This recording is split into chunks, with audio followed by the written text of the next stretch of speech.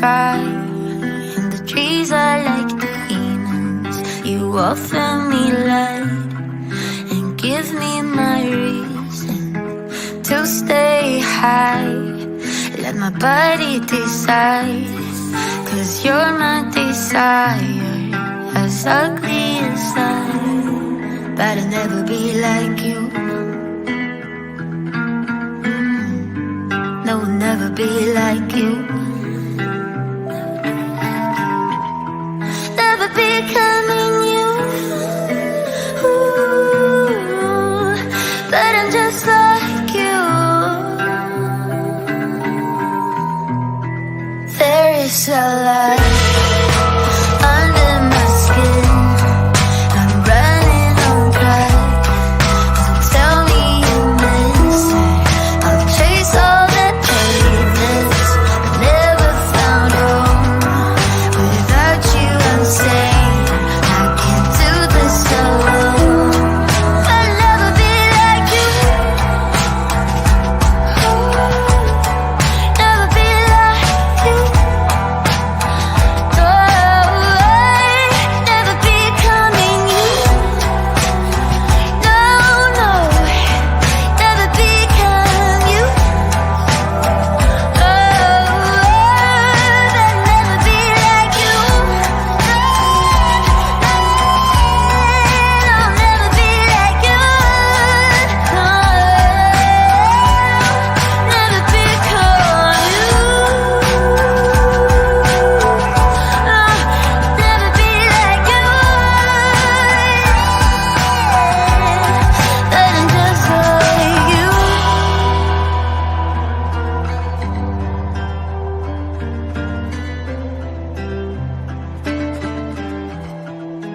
Birds in the sky, and the trees are like demons. You offered me light and give me my reason to stay high. Let my body decide, 'cause you're my desire, as ugly as I.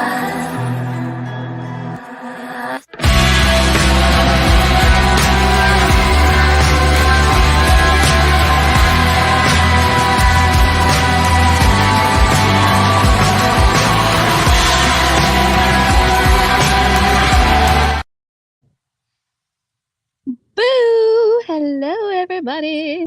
I'm like a ghost. I finally reappeared. Oh gosh, it has been crazy being back in school. Let me go through so I can say hi to everybody. Hey, Brenda. Bella. Hey, Sparkle, my love. Yes, text me. I've missed you guys too. Hey, Tobo. Stranger, my love. Hey, A-Fam. Holly, Magnolia, Kat. Hey, Jenny Jen Jen. Whew. It is cold here. Us Texans are not used to this crap, and it is freezing. Hey, Bad Medicine. Hey, Goosey. Hi, honey. I love you.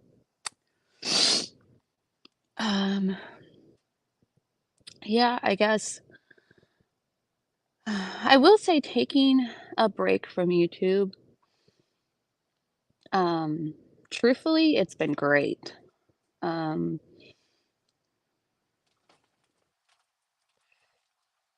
What sucks is the connection with people, and realizing that a lot of connections are strictly through YouTube, and that's when things kind of suck. Oh my gosh, Sparkle. No, she didn't.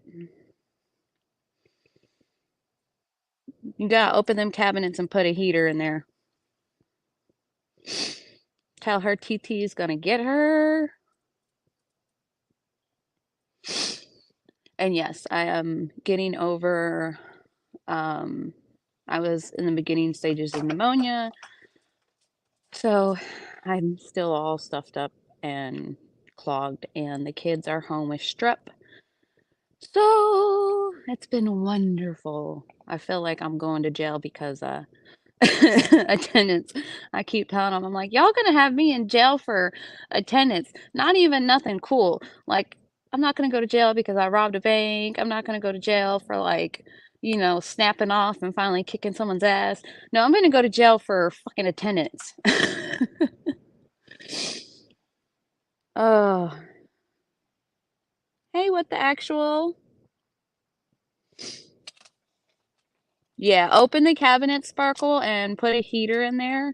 Um, and if you don't have heat tape on your pipes underneath, that is a definite. But yeah, just text me and I can kind of help you with that because, whew, yeah, I remember when I froze all my pipes.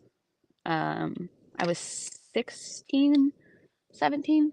Um, and it was my first place to myself, but it was a trailer and which it was really nice trailer actually. It was fairly new, and it was my own. I had like 2 plates, 2 cups, like 2 chairs, um, very basic living, but I liked it.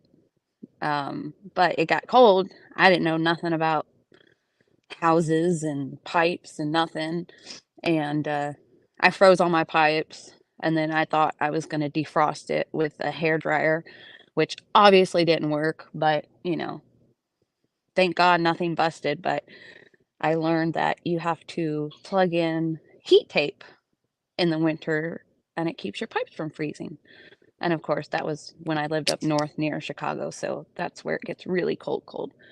But it's been cold here in Texas. We actually had a day that was colder than Alaska, which was weird. And we got like a very little bit of baby snow, like baby snow. And then the very next day, the sun came out. Okay, you going to bed? Okay. Is the heater on a timer still, or did you unplug it? Okay, hopefully you don't like ignite anything. Okay, give me a kiss. Love you. Sorry, hubby's going to bed. Um, yeah, he killed all the plants in the greenhouse. We got a greenhouse specifically for the cold and to keep the plants safe, and he left the greenhouse windows open during the first night of our deep freeze. So all the plants are wilted. He's trying to save them with a heater in there and warming it up and all that. So we'll see. I'm just like, no. Yeah, it's just the cold sucks, but it's supposed to get back up to like I think the 40s, the 30s, 40s this week. But we're not going to get warm for a little bit. I don't have any warm gear. Bad medicine. Like, I don't have coats. I have jackets and I have my robe. And I have this pink one that my daughter got me, but it's a little bit shorter. Like, it doesn't go down to like my ankles like my other robe does. So when I take the kids to school, I wear my robe. If I go outside to smoke, I'm in my robe. I'm gonna be warm. I don't care what I look like. I'm gonna be warm.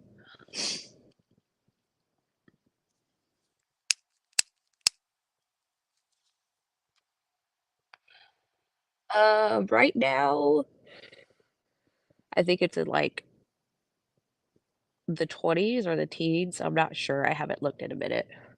This morning, it was real feel of -12. People were pissed because like Dallas ISD closed, Fort Worth ISD closed, a bunch of the school districts closed around us, but our district didn't close, of course. And we're colder. We're colder than Dallas. So a lot of parents were pissed. Because it's not about like, oh, go to school, who cares? There's heaters and stuff. It's about like most people here don't have warm weather gear for that kind of temperatures, and You know, these poor kids gotta stand outside at bus stops in a hoodie and pants, you know, and it's just not fair to them. But mine are home anyways because, you know, they're sick again. I wish these schools would really start doing deep clean.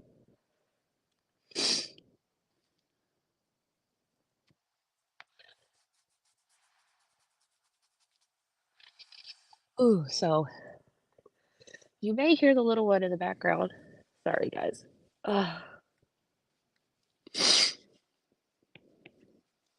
It's like my nose is either running for allergies or it's running because I'm in the cold. Ooh. But you may hear the little one in the background because um, she's been up since 4:30 and she fell asleep at 7, but her coughing woke her up. Don't forget to take some banana bread with you. Okay. Because I know Grayson would like to eat the whole pan of banana bread, but I don't want him to eat the whole pan. Sorry, talking to the hubs.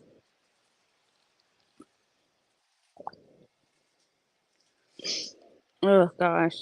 Yeah, it's cold everywhere. 8 degrees. Ooh, no, that sucks.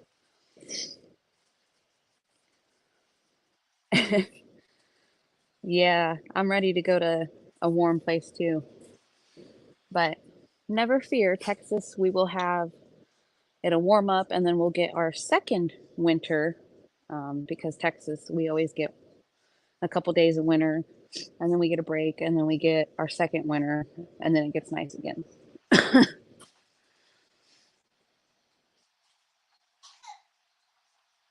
Ooh, goodness, Holly, that's crazy. Yeah. It wouldn't be so bad without the wind, but it was like we had these temperatures and then the wind, it was like it would literally it's just like oh, it would cut knives into you. It just makes me sad for all the homeless people out there and stuff. I just bought them because they looked good, but you can take them with you. No, no, no, because I tried it and I didn't really care for it. So take it to work with you. Fill your lunchbox up. Sorry.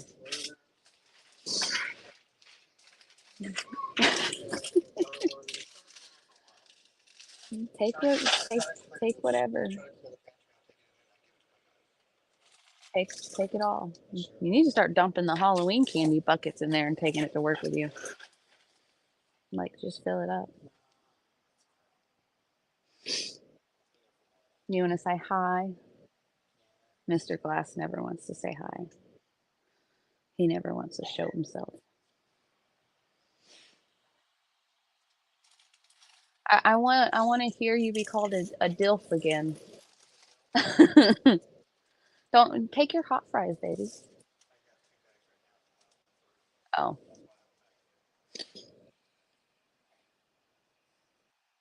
yeah, bad medicine. They put sand down when it snows here and ice is here. Sand. So then when stuff melts, it makes mud. It's still fucking sand, babe. It doesn't matter. It's sand, okay? Sand doesn't do nothing for ice and snow. He's literally going through the pantry and all the shelves to fill up his lunchbox. I'm a bad wife. I should be making him a sandwich right now, and instead he's just filling up his lunchbox. Hey, Werther's are good food.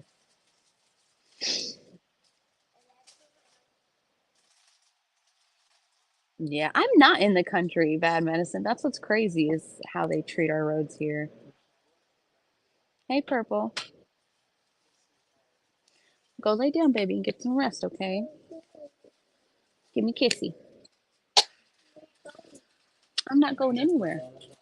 So I was doing her strep test, and while her mouth is open and I'm swabbing, I get the, and I'm like, okay, well, mom's gonna be sick soon. What, baby? Well, I told you, baby. That's why mommy was laying with you earlier, baby. Hang on 1 second, guys.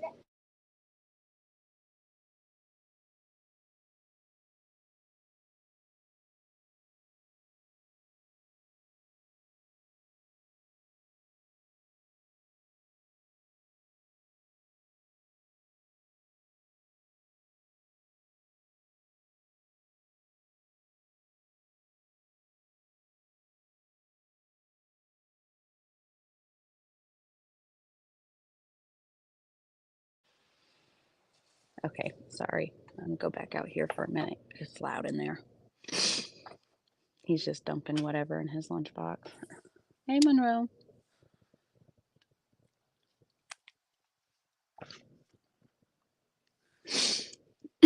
So, yeah, gosh, I don't even know the last time I went live. I think it was right around when I first started school. And I do miss it, but honestly, I got so burnt out. Just absolutely burnt out. Hey, Mama Cannoli. And it was just, it became the same thing all the time. Crap, I gotta get my other AirPod. Hang on. Of course, my AirPod dies when I got there, or it's about to die.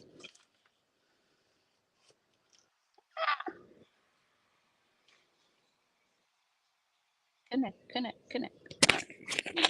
This one back in. Okay. Can you guys hear me okay? Hopefully it connected good. Hey, Tinkerbell. Hi, sweetheart. I miss you. So yeah, it just got to the point where it's the same shit every day. So and so's after so and so, so and so's after so and so. And it's just like a constant, just revolving door of just bullshit, you know? I mean, Jesus, I haven't been on YouTube in a couple months, and certain individuals still bring up my name. And it's like, really? It makes no sense to me. And I had to just step away. I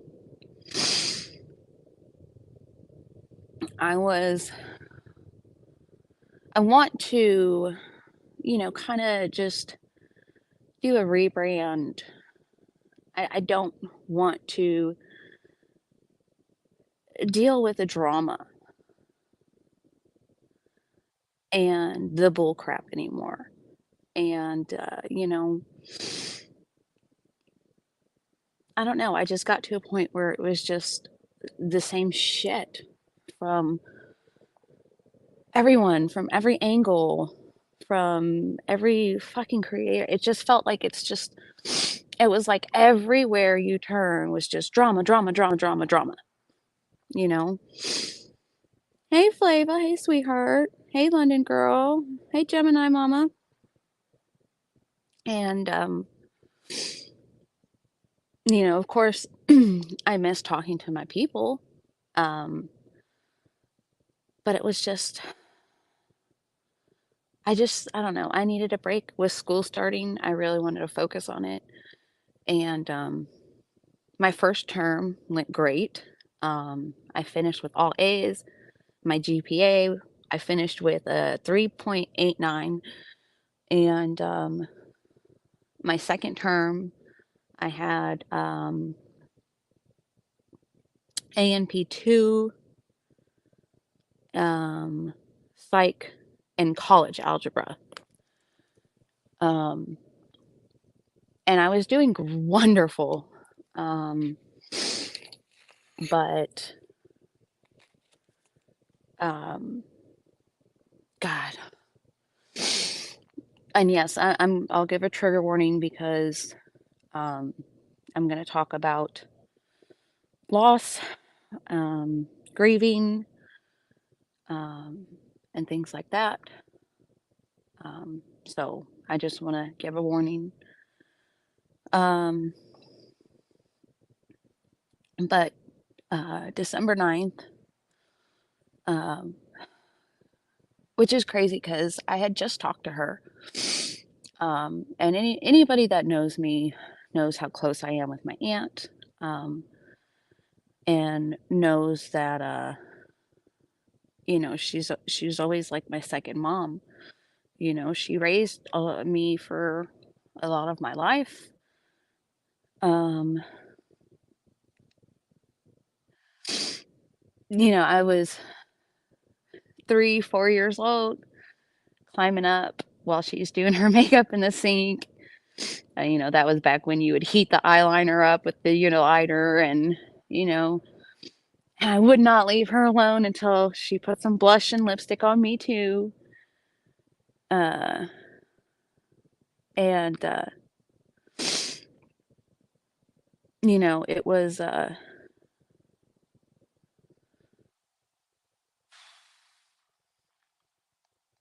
she had she got diagnosed with cancer.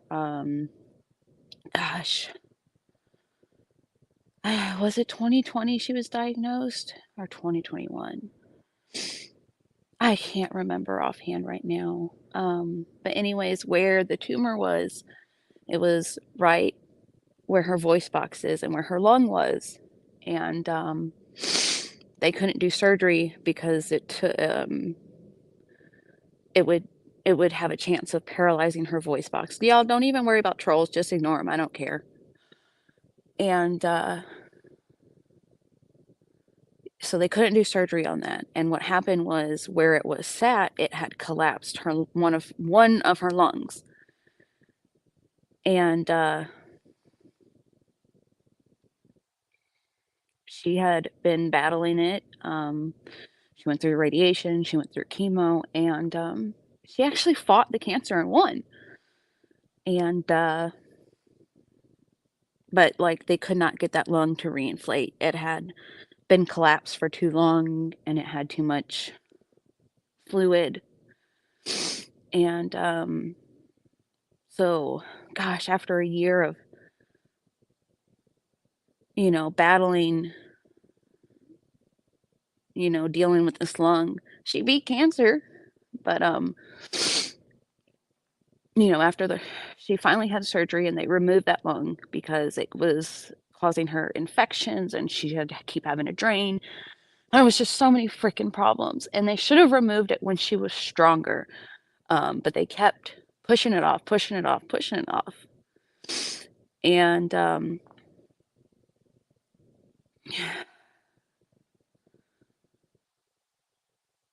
they finally did the surgery, and she was really struggling because you know you have a whole organ missing.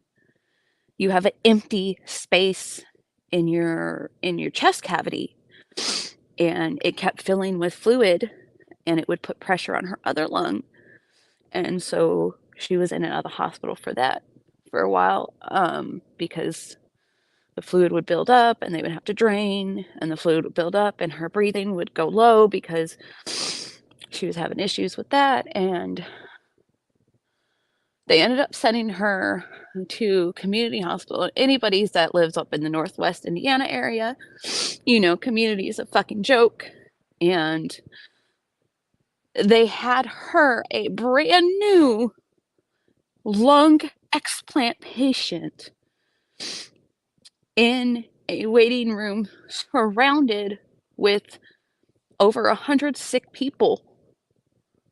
No precautions, no nothing. And so after that hospital stay, she was in there for just a couple days. She went home and she ended up collapsing and was just super sick. And so she fought for the ambulance to take her to the better hospital, which was literally just over the railroad tracks, not even a fucking 2 blocks down the street from the other hospital. And she was diagnosed with COVID. And God, she was doing so good. Like, I cannot tell you how hard this woman worked and how freaking strong she was. You know, 62, 63, 64 years old, working 60, 65, 70 hours a week still, up until She was even working after they found out about the collapsed lung. She was still working.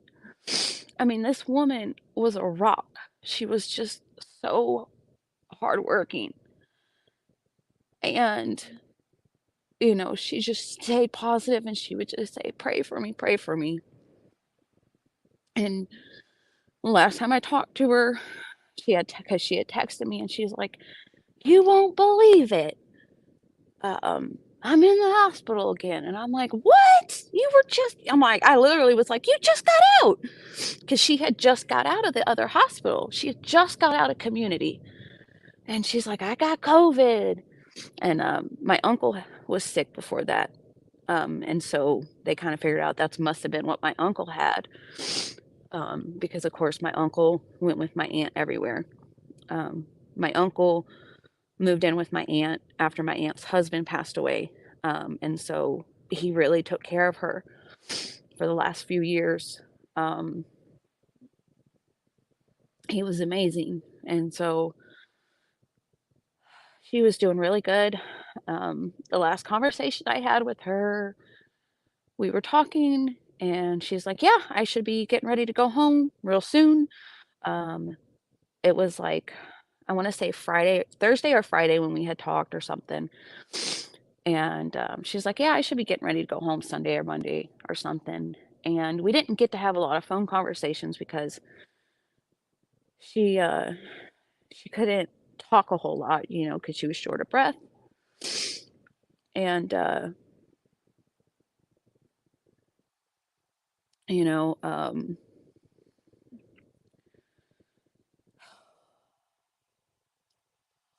regret not talking to her this week because I just knew that she was getting ready to go home and she was doing good. And she was also a lot of times real secretive about things. Like she wouldn't tell me everything until it was either over or like she really had to tell me because she knew I would worry and she didn't want nobody to worry. She always, I don't want to burden no one. I don't want to burden no one. The same shit my dad did. My dad would do the same shit. My dad didn't want no one to know. And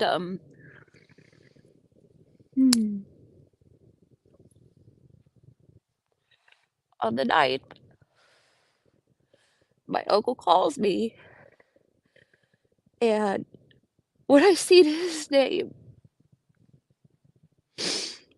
I just knew.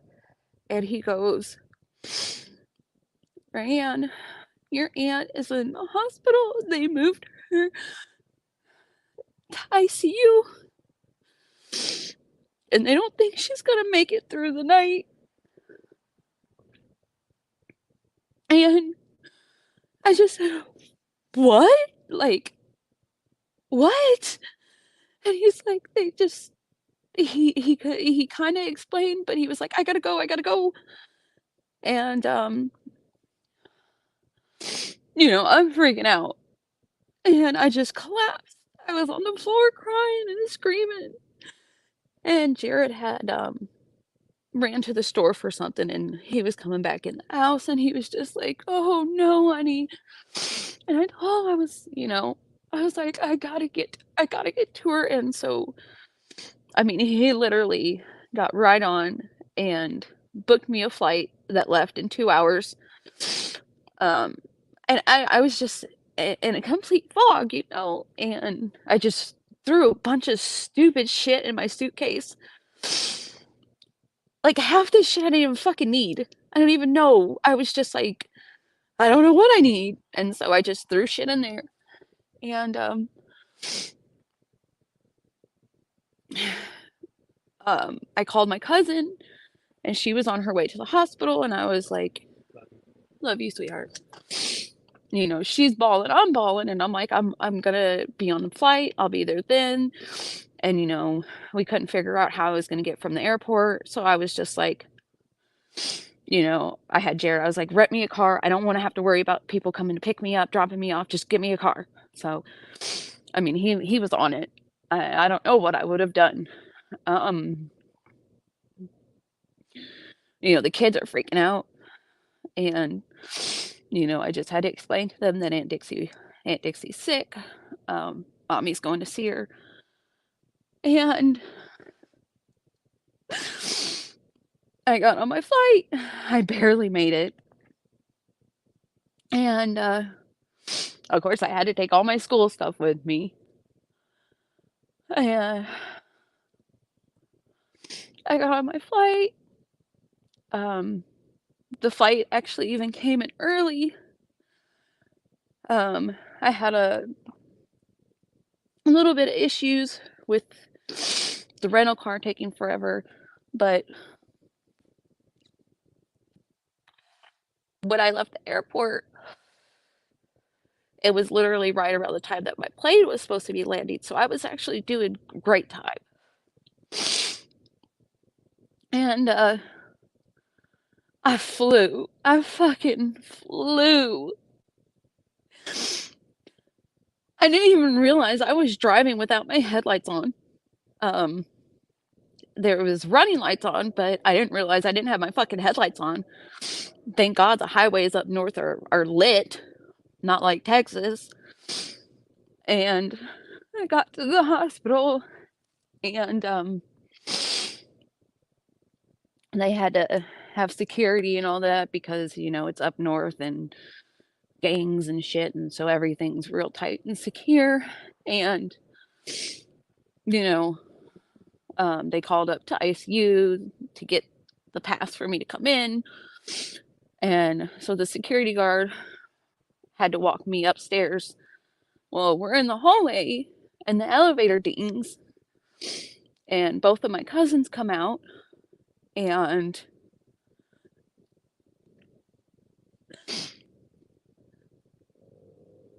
I just knew when I saw them.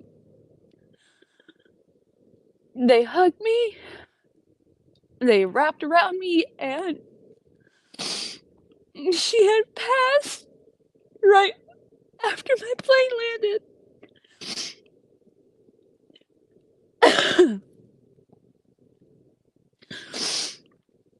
And I mean, I missed her by minutes. And I just collapsed. I just lost my knees. And I just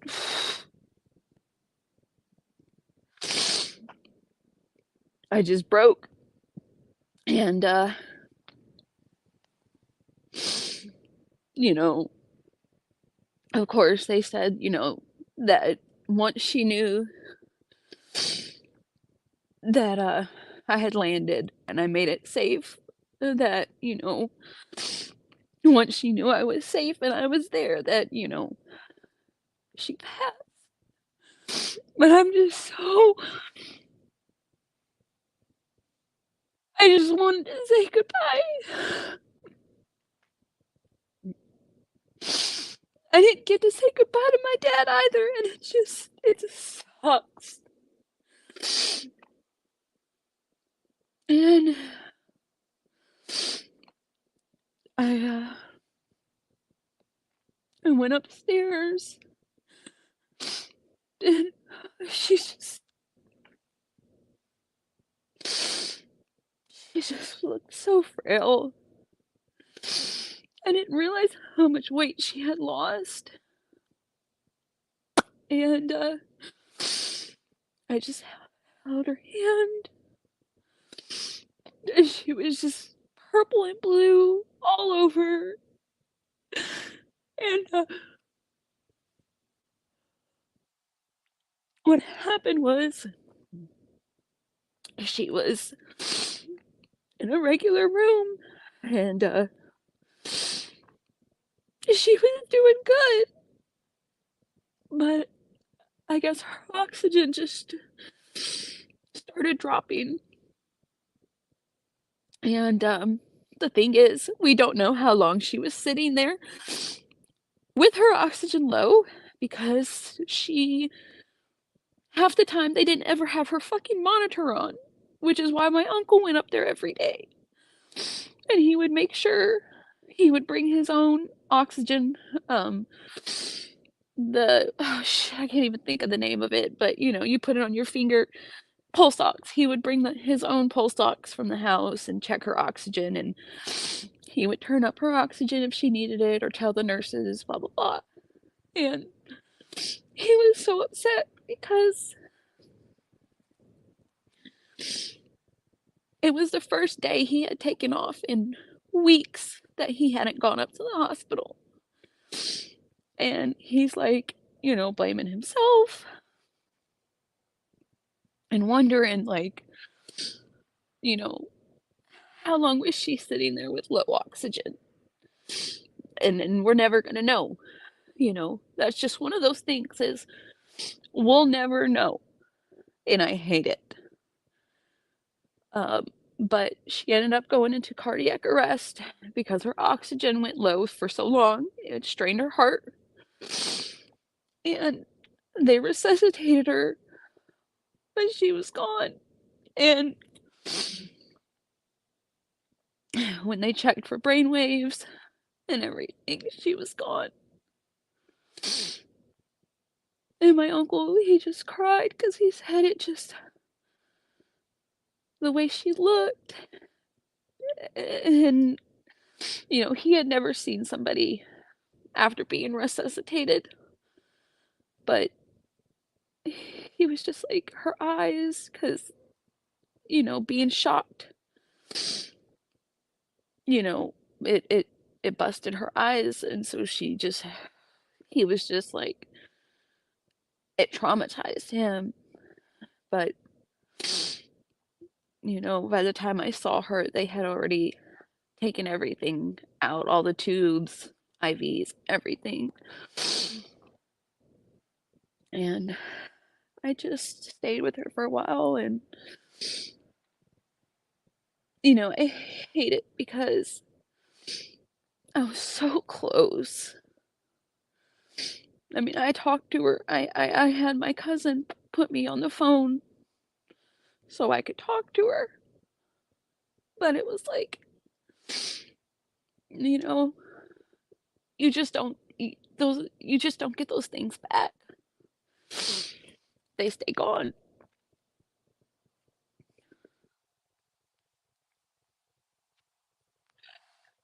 So uh she had already told my uncle, you know, what she wanted for her plans. And she didn't want a service. She didn't want a wake, nothing like that. And she just wanted to be cremated because that was always one thing that she was always so, you know, she always wanted her appearance to be the best it could be. And when she got sick, she didn't want people to see her because, you know, she didn't want nobody to see her where she didn't look like herself. So she had already told my uncle to just cremate her. And we're going to do a memorial service in May for her because her birthday's in May. She was actually born on the same day as my grandma. She was my grandma's birthday present. But it just, you know, it sucks because I kept trying to figure out how we could come up with the money for us to get up there and have a little vacation with her. And we were trying to do it for like this upcoming spring, you know, after taxes hit and stuff, where we might have a little extra because, you know, we've been tied over here. Um, my husband's just not making money with his second job like he was, which his second job is just, it's self-employment. It's our side business or whatever you want to call it. But there's just, China completely just tanked our market for tech. You know, a memory stick that used to go for two, three, four, $500 goes for $20 now. It's just crazy. And there's just the market's really rough right now, so it's been tight in that aspect. Um, so we've really been having to just rely on what he makes from his job. And with me being at school, I haven't, of course, been able to contribute a whole lot. And I have to pay fucking $1,600 every 8 weeks for my school. So that's been a fucking killer. And it's just been tight, you know. And we were supposed to go see her, and we were trying to figure it out because I wanted my oldest to be able to go. So I was trying to wait for like spring break time. And sorry guys.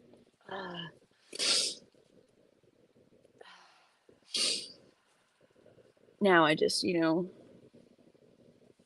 I just wish that I had just gone myself or something, you know, but she adored her great nieces and nephews. And going through like some of the photo albums, God, I didn't realize how many scrapbooks she had made with our family pictures, because she used to always tell me, you know, whatever photos I would send her of the kids or stuff, or when I would post things on like Facebook, she would always take the pictures and she would print them out. And she have, I can't even tell you how many scrapbooks she has of just my kids and all our little adventures from when they were a baby to bigger. And now I understand why she kept telling me, you don't post on Facebook no more. And she was like, I need pictures. And so I would just send her pictures through text. And oh gosh, I miss her a lot. And it's just times like that. It's just like, I wish I hadn't been 1,000 miles away, you know? But I think, you know, had I never moved to Texas, I would have never had my husband and, you know, the kids we have, and my whole life would have been different. But God, it sucks when you want to be close to your loved ones and you're so far away. And it was just like, I stayed, of course, that night. I stayed at the house with my uncle. Um, and we talked that first night and just kind of talked and just shared little memories and things. And I swear I could feel her, you know. I swear I felt her. I felt her presence in the house. And the next day, um, I hung out there, and I was just numb. Like, I had to get on there and, of course, tell my professors what was going on, because I was in week, the end of week 6 when that happened, I believe. Yeah, I was in week 6. No, the beginning of week 6. And most of our terms are usually 8 weeks, of course, because a semester is 16 weeks. And because I'm in accelerated classes, our classes, what would normally be a 16-week class is an 8-week class. So every 8 weeks I have new classes.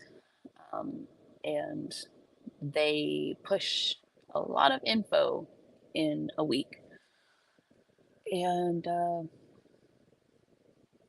I was doing okay, but gosh, when all this happened, it was just like those first few days, I just couldn't even log on, you know? And except for, you know, I logged on and just told my professors what was going on, and I gave myself a little grace, and I just said, I'll deal with school when I get back home. And now I kind of regret that, because Jesus, with with Christmas break, um, it didn't end on the 8 week mark. It ended on the 7 week mark. And rather than, give grace to the students or give extra extensions or anything like that, because we have to do 8 weeks worth of work in 7 weeks. Oh no, there's no kind of extensions or anything like that. Even on Thanksgiving, they sent out a freaking mass email to all the students reminding us that we did not have a break on Thanksgiving and we needed to be sure we stayed on top of our work. Because of, the fact that it was a short term. It was only a 7 week term instead of an 8 week term. So most of my professors were, understanding, but truthfully, they really could only do so much too, because the deadlines were locked. It was locked in. If you didn't have your stuff turned in by, I think it was, what was it, the 20th of December? If you didn't have everything done by the 20th of December, which was midnight on the 20th, then that was it. You failed whatever assignments that you didn't have turned in. And so, like, they gave me extensions for the week that she had passed. So, like, anything that I hadn't done that week, they were like, well, we can extend it to the following week. But there was no extending it past that. So I went from, it was just, I was slammed. I had 3 finals in A&P. I had the practical, I had the total review, and then the chapter review. And I completely bombed my practical because I didn't even know what the practical was going to be about because I wasn't in the class.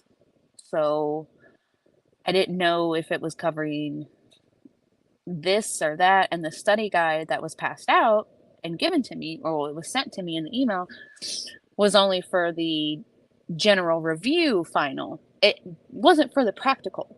I didn't know that.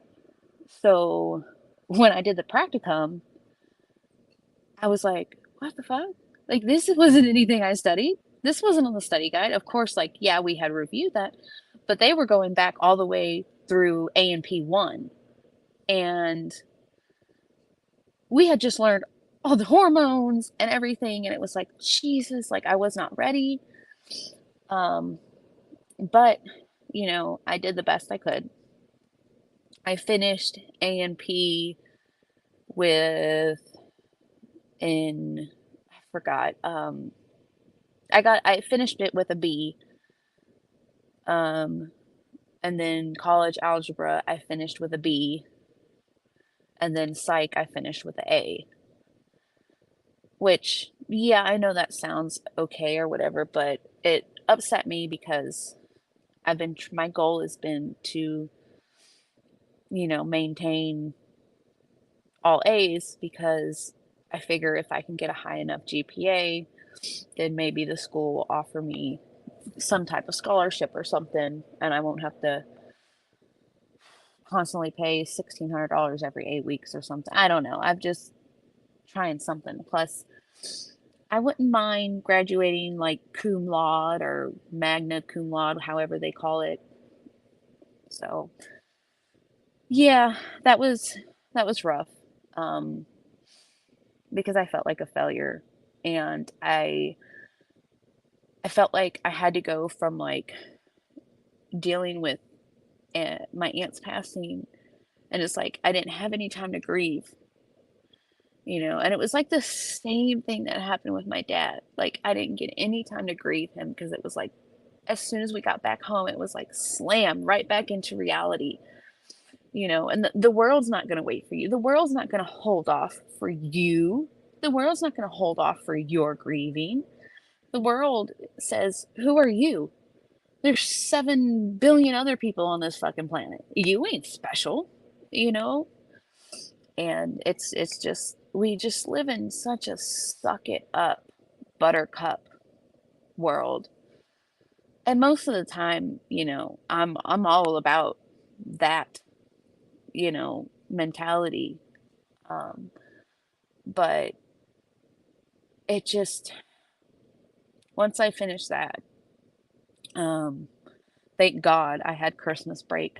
Um, it just I just kind of went into just a funk, and honestly, I'm still trying to get out of the funk. Um, Grief is so hard, and everybody experiences grief differently and at different levels. And it's still so fresh that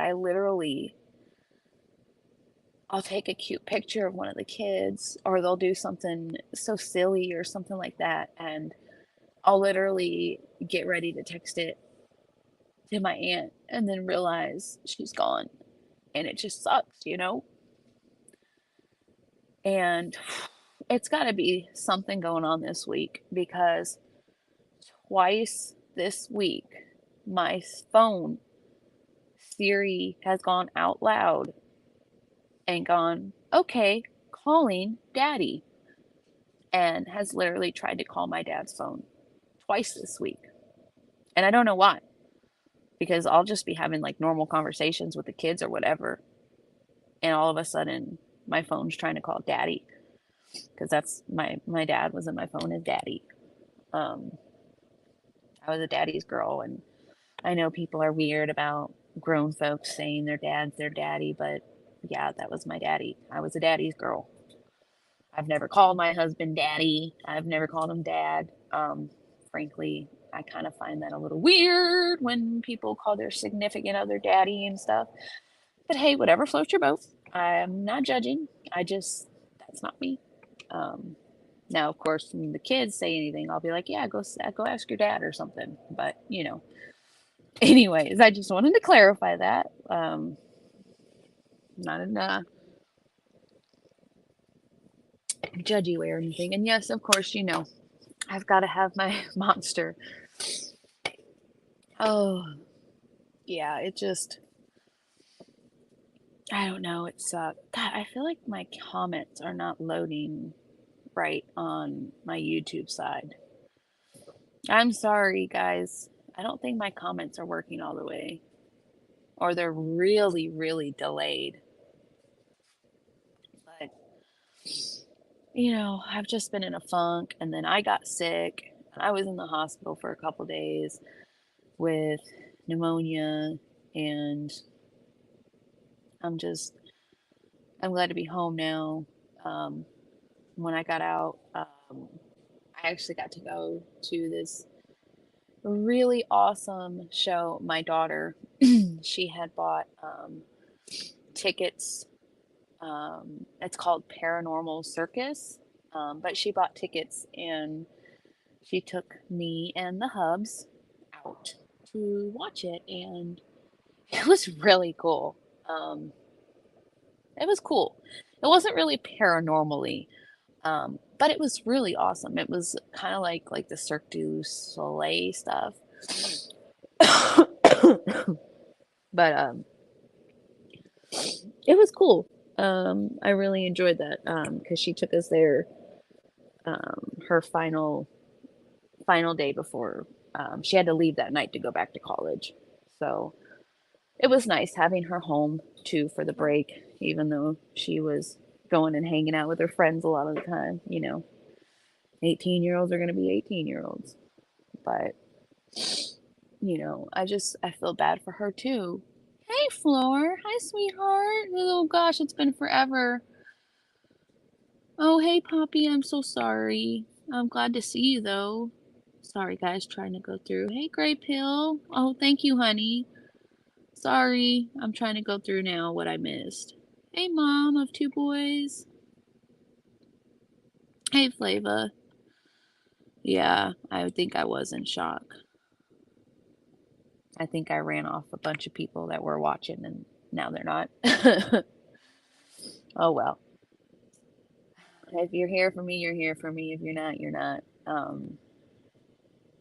I'm gonna be me and it is what it is. But see, that's the thing, that's the other thing with this platform is you've got people that run away from real life shit, but love to get sucked into the negativity and the bullshit on YouTube. You know, it just sucks because um, when all that was going on, to not even hear from certain people, people that knew that my aunt was like my mom. She was my mom. She was my second mom growing up, and people that I've literally been so close to not even just send a text message or anything really sucks.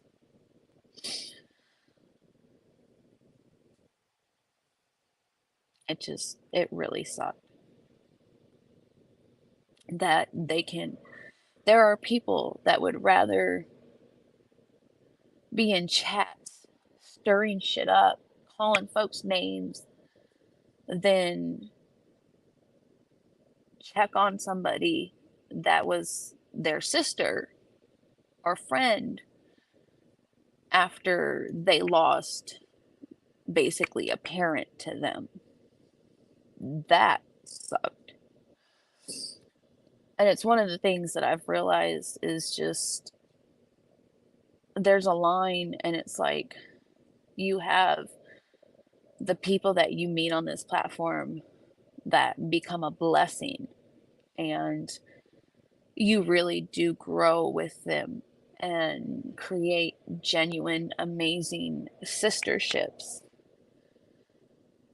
But then there's the people that you think you've created sisterships with that decide to turn their back when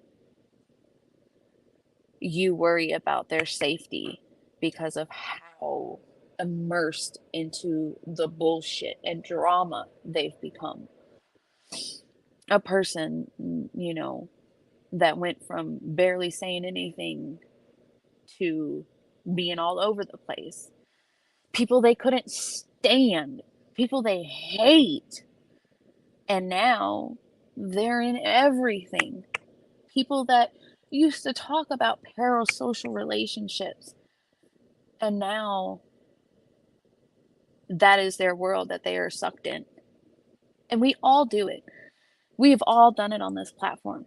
We have all been sucked in and,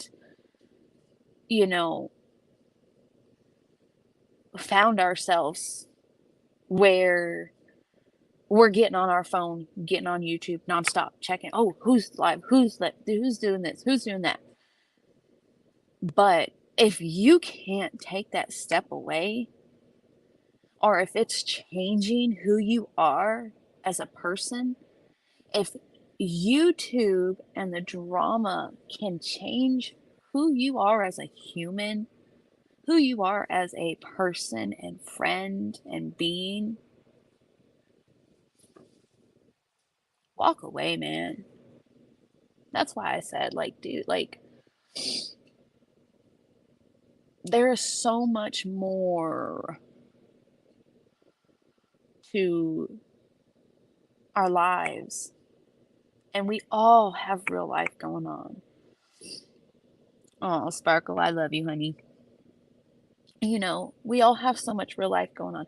And yeah, if you want to use YouTube as an escape, use it as a fucking escape. But there's a point where it crosses a line where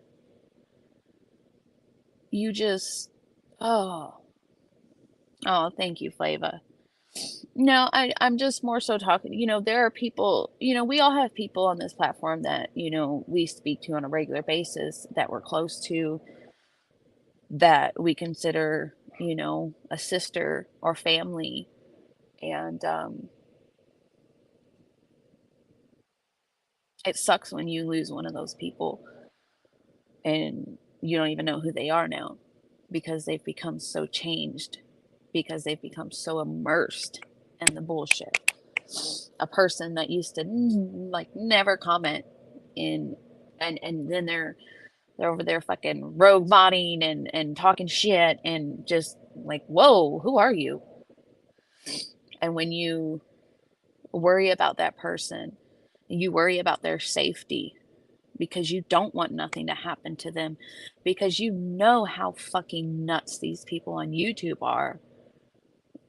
They get mad, they get defensive, they want to put their blinders on. And it sucks. It sucks to lose a sister that way. It sucks to lose somebody close that way. And it sucks too when you realize, and you know, and Flava, it's actually funny, Flava. I'm gonna tell you this because when I stepped away from the platform, besides the people that I talk to every day, you were the only person off of YouTube to text me, Flava. You, out of many different folks, you texted me, Flava, and was like, hey, are you okay? I haven't seen you around. And I was like, damn. Like, damn. And I'm not saying this in an offensive way or anything, Flava. It's just like, you know, when you have history with somebody, and yeah, you know, obviously that shit's in the background, but you know, it's like if we can move past that as, you know, and be cordial with each other and be, you know, actually genuinely nice to each other and have respect for each other, but yet people that are supposed to be close can't even text you or message you on Discord or do this or do that, like can't even check on you. Huh. It really, it's shocked the fuck out of me. And I don't say that in a mean way for you, Flava, but it just, to me, that spoke volumes about, wow, like Flava is the type of person where it made me realize that you're the type of person that actually pays attention to your people in a sense, or care, I will say. I don't know, like it just, it upset me. It didn't upset me because you checked on me. Like I thought it was actually really sweet.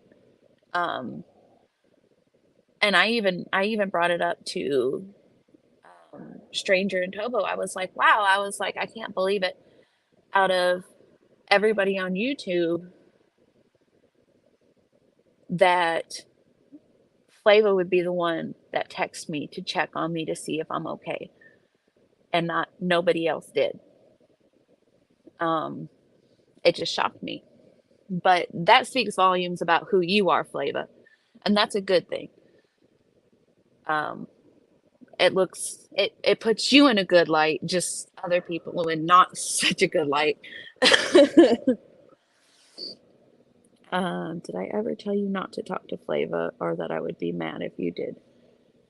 No, you never did. In fact, I actually took it easy with Flava, because I didn't know how things would progress. And I knew, you know, we had like the shit with the doxing, and it was like, you know, we were kind of still at that point where we're like, okay, like we've walked away, like we're moving on, but we're still going to side eye. We were still kind of at that point. Um, but I think it was right when, um, I can't remember what the topic was, but you ended up going in the chat, and then I ended up going in the chat, and we had kind of talked in there, and so I realized like that was okay because I didn't want to. You never told me that you didn't want me to talk to her, but you know, as like my sister and me having your back, you know, if somebody that hurt you to the core, which that whole situation, you know, it was what it was, but it was a fucked up situation. But, you know, gosh, sorry. I just got distracted here. ADD brain, ADD squirrel. Um, I didn't want to I didn't want to create a relationship with somebody unless I knew that there was going to be like an amends made between you two. And at first it was just kind of like, okay, like we'll just be cordial to her in other chats. And then it was like, okay, well, she seems like she's really, you know, sorry. She's taking accountability. Flava at that time was kicking ass, taking names. And so, you know, when you went in the chat, I cannot remember. I don't know if it was, I think you were trying to give her a video or a picture or something. I don't remember. But then I went in there slowly, and I remember like I think I just texted like one or two things in the chat because you know you proceed with caution because you're like, I don't know if people are gonna attack me. I don't know how this is gonna be. But then it was okay. And I think we've all kind of moved on slowly. But I'm okay. Like I literally would not have given my personal number out to Flava if I didn't feel like it was okay. Like if I didn't feel like she was okay. No, you never told me you were mad. Now, now this was still when things were fresh, but I can't remember what it was about, but we were like I was we me and Flavor were talking and I was like, "Man, we should bust this shit out or something." And Flava's like, "Man, you want me to fire up Alive?" And I was like, "Yeah, let me go see." And I was like, and that's when I wanted to make sure that you would be comfortable with it. Um, but that was me doing that out of respect for you. But then we ended up not doing anything on panel anyways that night. But that was not like an insult to Flava. That was me being respectful to you as a friend, being like, "Yo, would this hurt your feelings if I went live with Flava or if I did this?" Um, but it was never like, "No, you can't talk to her," or "No, you can't do this." It's more so we did it in a way that was respectful for us. That would be like you going and fucking around with oh my God, what is her name? The first person that ever like um I don't know, people that have said shit and done shit to me. Like you've talked to people and hung out with people I don't like. Um but I don't know, it's just a respect thing. But no, it's never been like that in any of my friendships.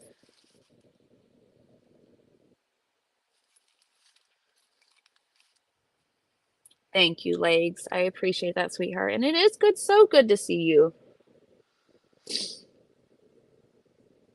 I don't know why anybody would say that you told them not to talk to somebody. And that's the thing, Flava is Tobo is one of my real life friends. I consider her a sister. I do. I adore her. Um, and I really miss other people. And it sucks that you know,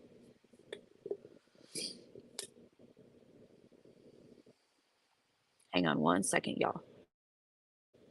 I'll be right back.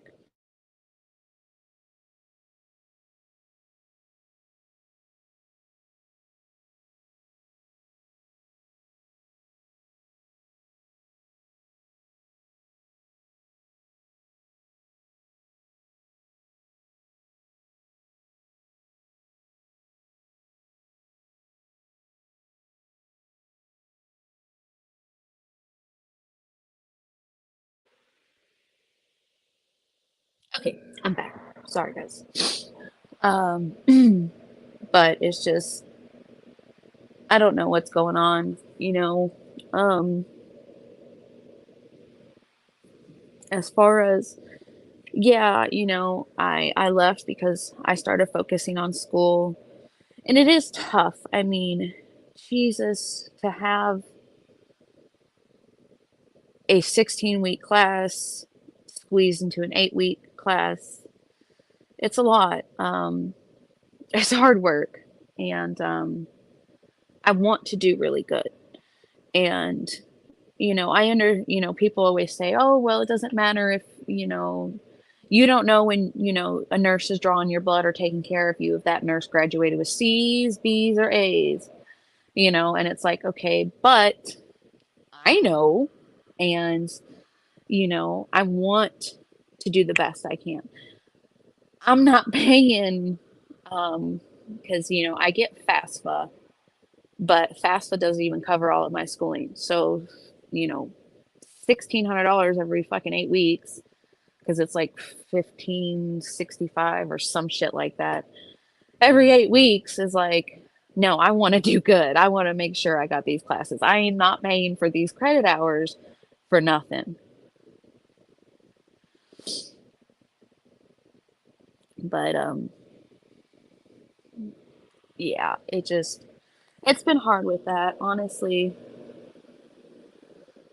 Oh, my baby. TT loves you, sweetheart.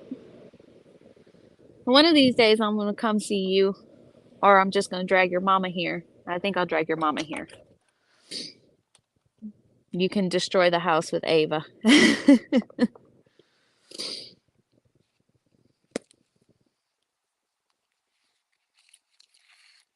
Oh, thank you, sweetheart legs. Yeah, I have FAFSA, and then FAFSA approved me for the federal grant or whatever. I have to pay it back, but I think it's something with the interest, like I don't get charged interest until I graduate, or I get deferred interest. I can't remember what it is. But I have that too. Um, and then I gotta pay whatever's left. No, you'll come, either your mommy will fly here with you guys or drive here with you guys, or TT will drive or fly there.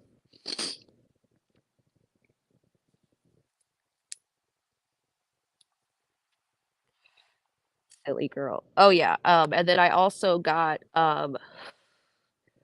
as long as I keep a certain GPA, um, I get the Florence Nightingale scholarship through Texas, and that gives me $1,000 every semester. So that helps. I'm grateful for that. That was such a surprise when I first got that because, yeah, otherwise I'd be paying a lot more every 8 weeks. But oh gosh, getting it done, trying to. This term I have chemistry and English composition, but I actually did really good in psych. And I really enjoyed it too. It's kind of pushing me from like ER nursing, where I was really kind of wanting to go, possibly ICU nursing.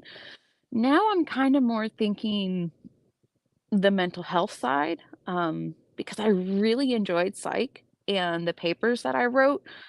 Um, she said I did really good on. Like I got almost perfect score on every paper I wrote. And even my very first case study that I wrote up, I almost had a perfect score on it, and it was my first ever. So yeah, I was excited.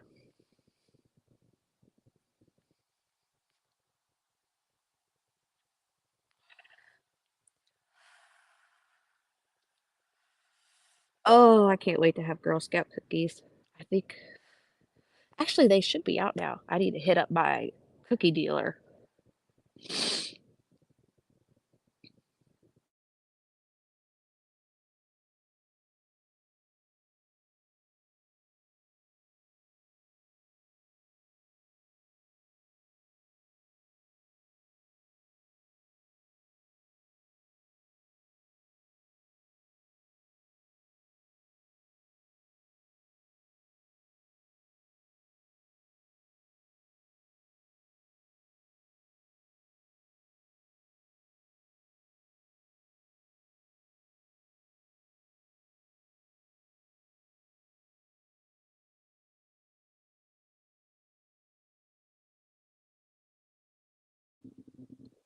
Okay. Can you guys hear me now? Can you hear me now? Ooh. God, it's gotten colder since I was out here last. What the fuck? I don't know why.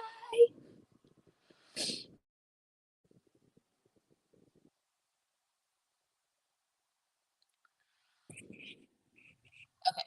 Can you hear me now? We're good then? Okay. Anyway, so like half of Texas sells certain cookie, like all the counties around all sell different ones. And so like Fort Worth sells the lemonades, but like the other side of Fort Worth, like the Dallas counties and North area sells lemon, some type of lemon cookie, but it's not the lemonades. So I got to track down the lemonades for Jared because he loves them. And I could just eat tagalongs. Like I could eat a whole box in one sitting, no shame, which is why I don't buy a lot of them. Oh, thank you, Gemini Mama. I appreciate that, honey. That's right. I sent you guys a box of Girl Scout cookies when I sent that care package to y'all. I forgot which ones I sent to you guys. I don't remember. I sent her all kinds of things. I went in the pantry and I was like, "Ooh, this barbecue sauce. Yeah, they'll like this." I was like, "Ooh, yes, this." And I think Ava threw in goldfish or something. I can't remember what Ava threw in. It was something silly. I threw in some stuff from Buc-ee's because, you know, Texas and Buc-ee's. I need to go to Buc-ee's. They're just so damn expensive, but I love some of their clothes. Like, why I gotta be a broke bitch now? No, I say broke, but our bills are paid, and that's all I can ask for. You know, I just got very spoiled. That's right. She put in the Disney Princess gummies for you guys. Really, Gemini? I need to check that out. Sparkle, don't go. You'll go broke because I can't leave Buc-ee's without spending at least like $200 at least. And don't go in there with the kids because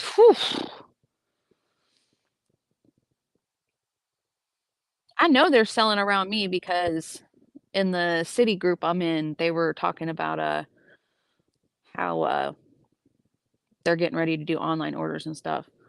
Oh yeah, Buc-ee's beef jerky is it's bomb.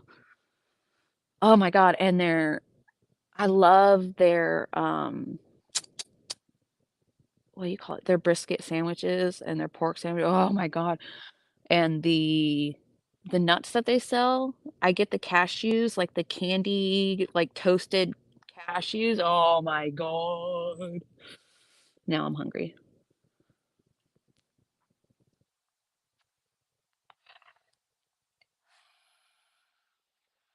Yeah, Buc-ee's are blowing up all over the place now. They were just a Texas thing, and then they went to, I think it was Alabama first, and then like Mississippi, and they're building one in Tennessee and Clarksville area near Nashville.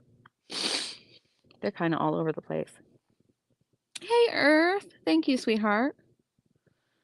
It's clothing, it's grocery store, it's home goods. It is like a freaking Walmart, kind of, but like so much better. It's the Walmart of gas station or the Target of gas stations, I would say. It's amazing. I love it. And they have toys and they have like the old-fashioned toys kind of stuff. Yes. Good night, Monroe. Hope you have a good night.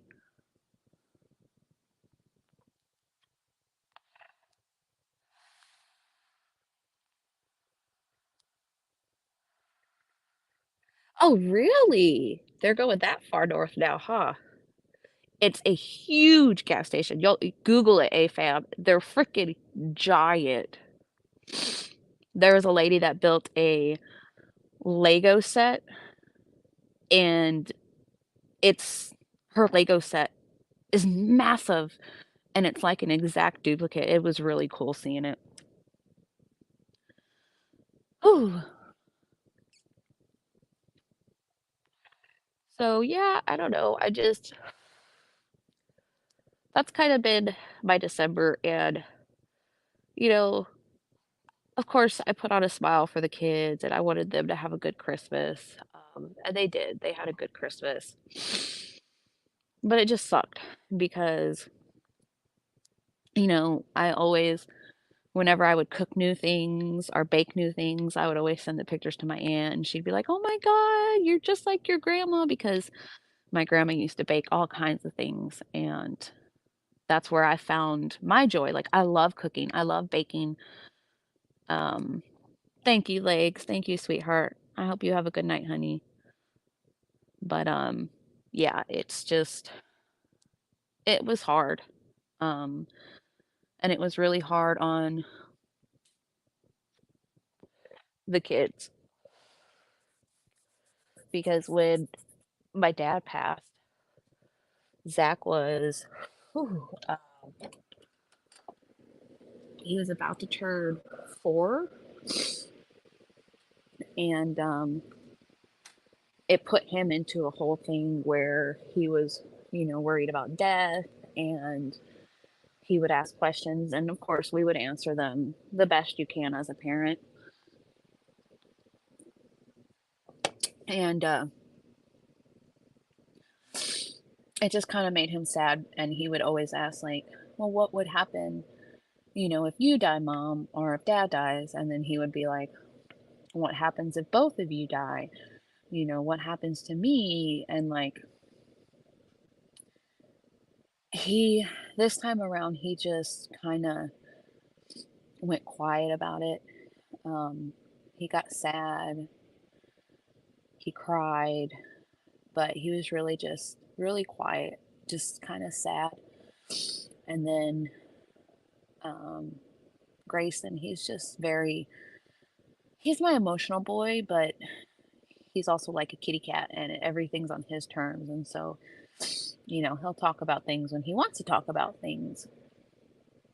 But Ava, oh, I felt like it was hard on Ava because she was usually the one that would go on the phone and really talk to my aunt. And she would just do the whole time. And it just, yeah, it's, it sucks. And of course, I was gone for a few days, and so that really affected them, which you wouldn't think a couple days would affect kids that much, but you know, they're used to always having mama. And so anytime that I have to leave when I go to the hospital or things happen, it really it was hard on them. And my poor husband, he tried his best. He really did. And he did good. Of course, I gave him a list for like, because he didn't know what to pack in their lunch boxes. And of course, Grayson has peanut allergies. So, um, like Zach, he gets Uncrustable, but Grayson and Ava get Lunchables. I just get the meat and cheese ones, not the ones with all the extra crap. And, you know, you got to pack their little sweet snack. And then, I cut up strawberries or blueberries or grapes or apples. And I had to give them a whole list of what to pack in their lunch boxes for each kid because they all eat different stuff. And he was like, Jesus, but he did it. Um, but the day that I came home, when I went and picked the kids up from school, Zach had a PJ shirt on. I guess he didn't realize it was a PJ shirt, and Grayson had on Zach's pants, which were giant on him. And the poor boy was like, Mom, I gotta keep pulling out my pants. And I was like, those aren't even your pants, those are your brother's pants. But he did good. He tried. Um, Hell, there's times he puts mine and Ava's clothes mixed up. And I'm like, babe. He's like, what? He tried, and he did really good for me being gone, honestly. Um, he was really my rock during all this because he just, I mean, he jumped on. I don't even know where. Like, it's crazy because we had, I guess it was a blessing because he had just gotten paid for one of his side jobs. And thank God, because it was 400 something for me to fly there, 400 something for me to fly back. And then the rental car was like four something total or five something. I don't even remember. Oh, and then, oh my God. So on the flight back from Indiana, it was awful. You know, you're already dealing with grieving and trying to get back home and all this shit. Well, I had got one of my aunt's suitcases and I had packed it with like just some things um, that I could have of hers, like her jacket, a couple of her sweaters, because she loved cardigans, like I love cardigans. I just wanted something that I could feel close to her. And then I took like the photo album that she had put together um, for Sierra, just some odds and end things. And I had put that in that suitcase. And so I planned to check that suitcase because I flew in with just carry on. And in my carry on, I was like, okay, well, I'm going to stop at White Castle's on my way home and I'm going to fly home with White Castles for my husband um, because he loves White Castles. And of course, we're in Texas, we don't have White Castles. Well, like, I was kind of down to the wire because it took longer at the funeral home than it was supposed to. And then we went out to dinner after that so I could kind of say goodbye to my uncle and my cousins. And then I left. White Castles, they were a little slow with getting things together, even though I had called in advance. They didn't actually start making it till I was there. But I was I was okay. I was just down to the wire. Like nothing else could happen. And oh shit, sorry. I had paid for the toll tag thing in the rental car so I wouldn't have to stop and deal with that. Well, lo and behold, I get on the fucking toll road and it's not reading the toll tag. And I'm like, are you fucking kidding me? Like, I literally paid extra for this toll tag thingy. Hey, Flava, sweetheart. Okay. Thank you for coming in.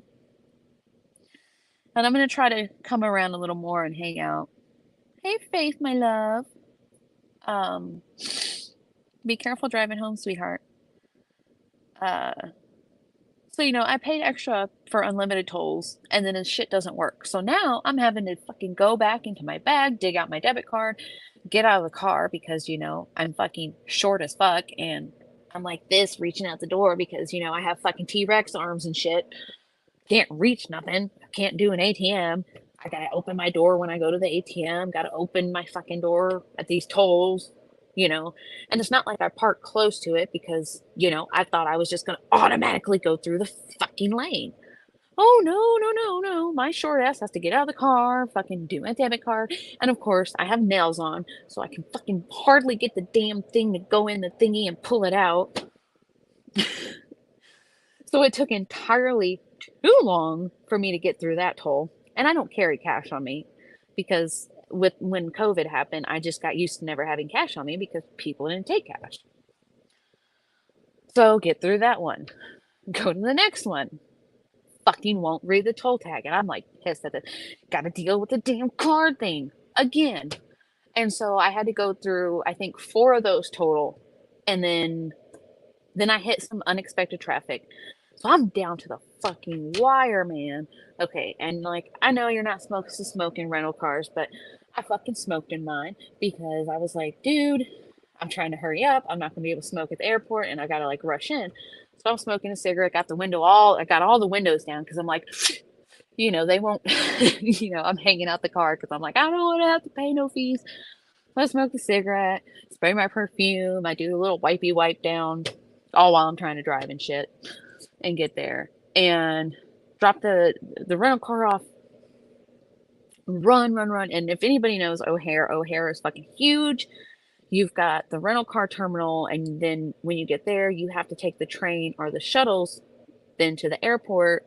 So of course I took the train because it's faster than trying to wait on the shuttle, and get to the airport and had to quickly figure out like which booth to go to or whatever.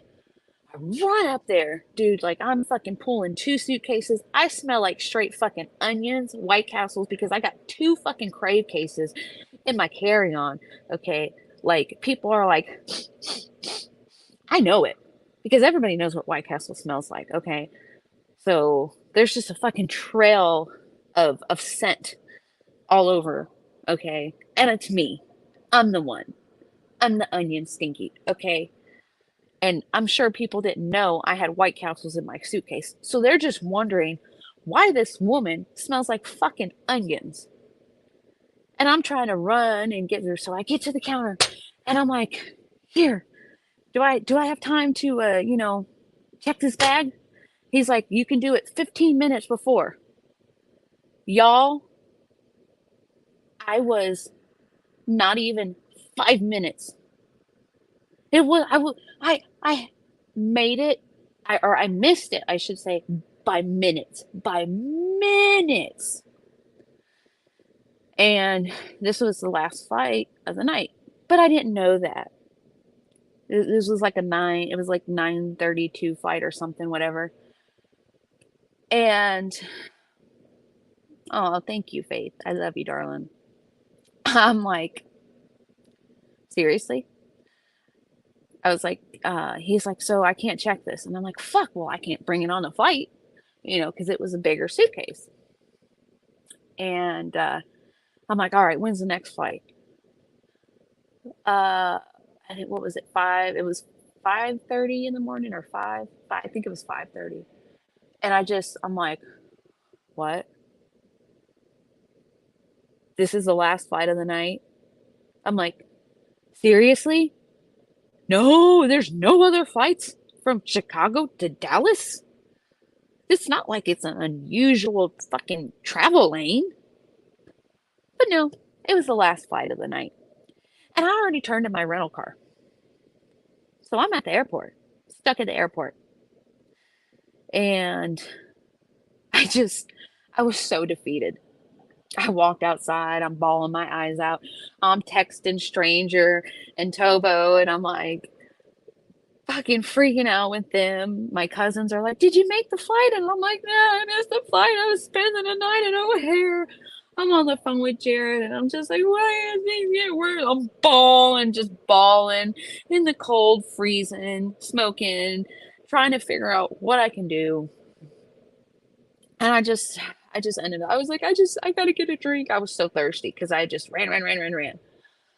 So I go down to like where the baggage claim area is and finally find a vending machine with Diet Pepsi because, yes, that's all I will drink. I don't want Diet Coke. I don't want Coke. I don't want regular Pepsi. I want Diet Pepsi or Diet Mountain Dew. So I had to find a Pepsi product thingy, anyways, which thankfully up north they're more Pepsi friendly than the South. The South is all about the Coca Cola. And I finally get a drink and I'm trying to figure out what I'm going to do. I'm like, I can't fall asleep because I don't want somebody to like grab my bags because I had my backpack with my backpack I used as like my personal item that had my school books, my MacBook, and my expensive stuff. And then, I've got my fucking sliders. I've got 2 fucking Crave cases of White Castles in my carry-on hard case luggage. I mean, that's not gonna get damaged. But at this point, I'm gonna fight a motherfucker if you try to take this suitcase because I just went through hell for these 2 fucking Crave cases, okay?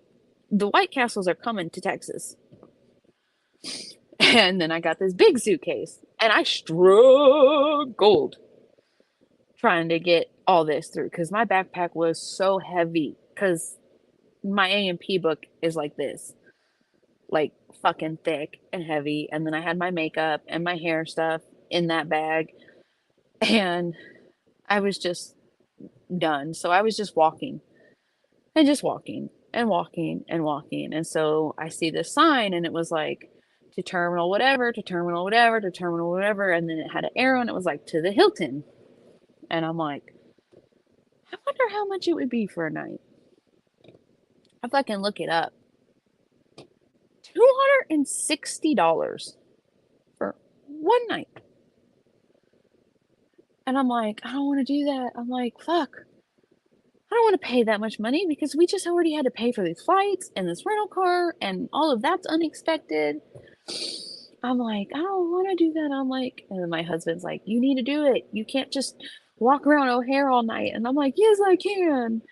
Anyways, I'm walking around, and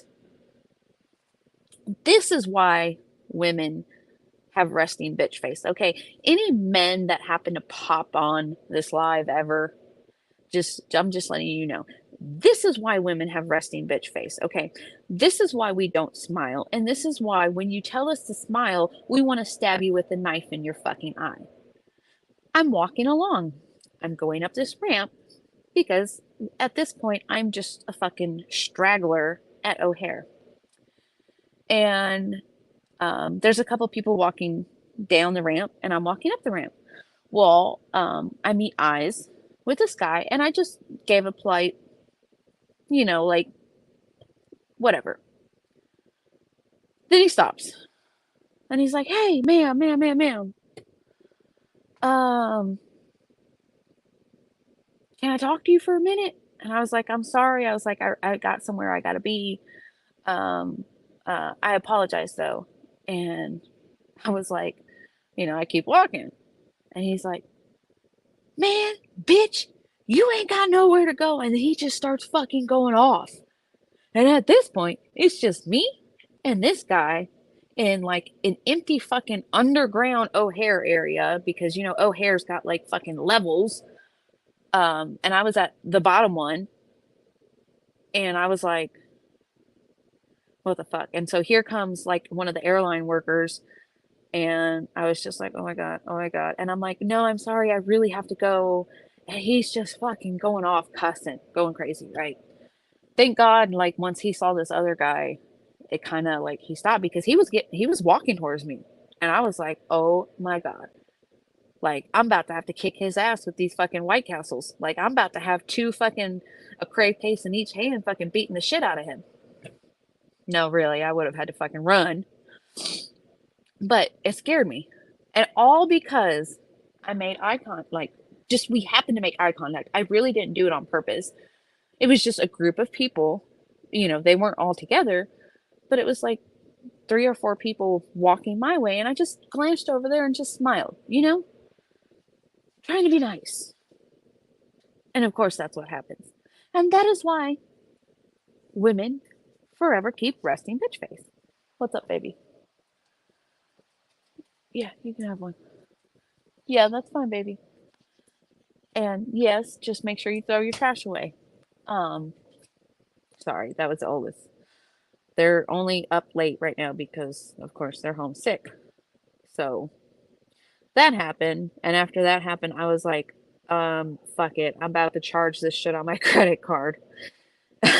So now I have to walk to the Hilton. And you have to stay on the underground. And it was like, oh my God. It was just the longest fucking walk ever. So I get to the hotel, whatever, pay the fucking almost $300 for a night, and go to this very bare, plain ass room. And I'm like, okay, well, maybe I'll fit these crave cases, in the fridge. Of course, I can't even fit one in the fridge. And I'm like, well, how am I going to keep them cold? And then it came to me like where my room was, I had huge windows and it was fucking freezing in there. So I literally put them up against the window and like closed the curtain. And I mean, it was cold and I didn't turn the heat on. So it stayed cold. So I protected the crave cases.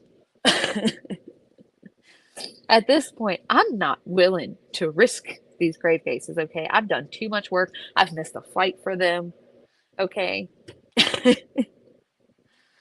But, I took a shower. I didn't have my face wash with me because my bottle of face wash was over 3 ounces, so I couldn't take it on my carry on.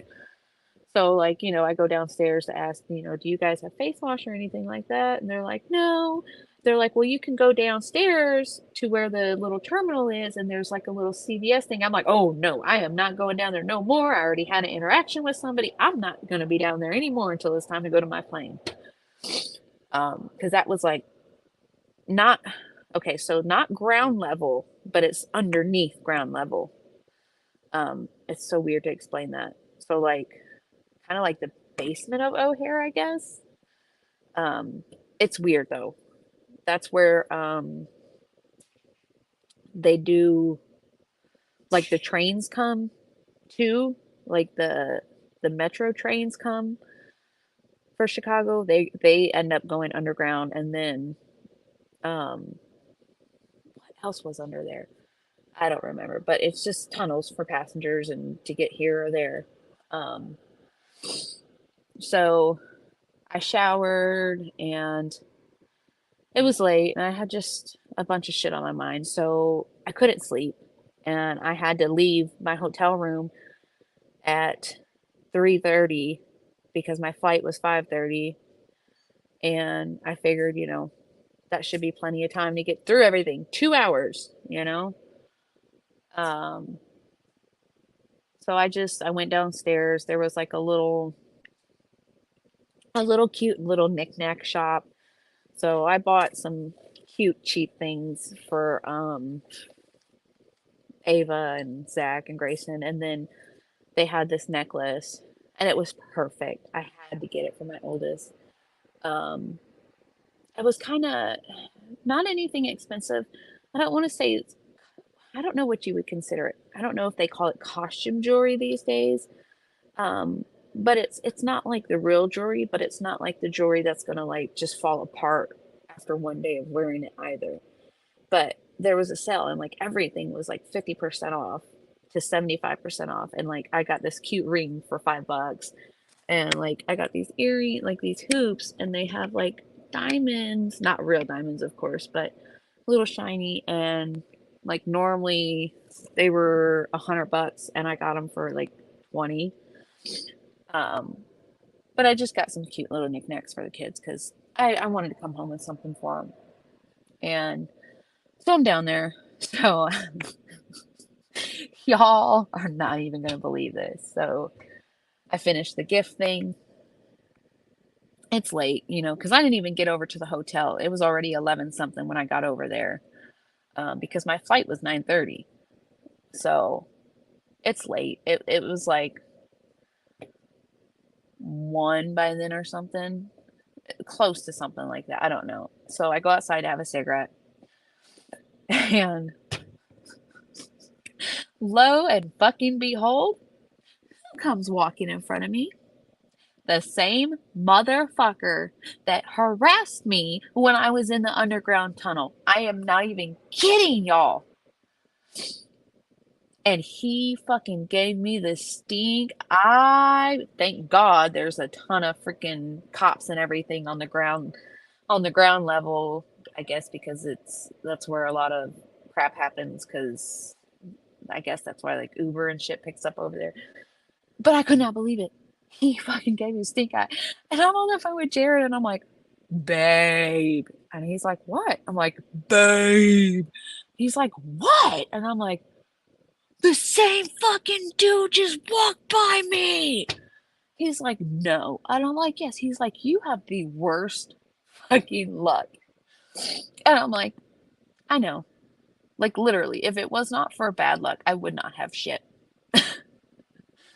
Grayson the other day, he told me, he's like, Mom, you don't have bad luck like me. I go, boy, you inherited your bad luck from me. I just thought it was funny, but yeah, that was my chaos. And when I went to get on the plane, it was hell to get through security. It was just chaos. I got to the security checkpoint area, or the check-in area, right at like 3:40. Okay. And I had already got my ticket and everything, so I was going to do like the online check-in thing on the little kiosk. saves time, and then you can go straight through security, right? Right? No. No. Because why would anything work at this point? Like, at this point, it's comical. So I'm trying to do this thing.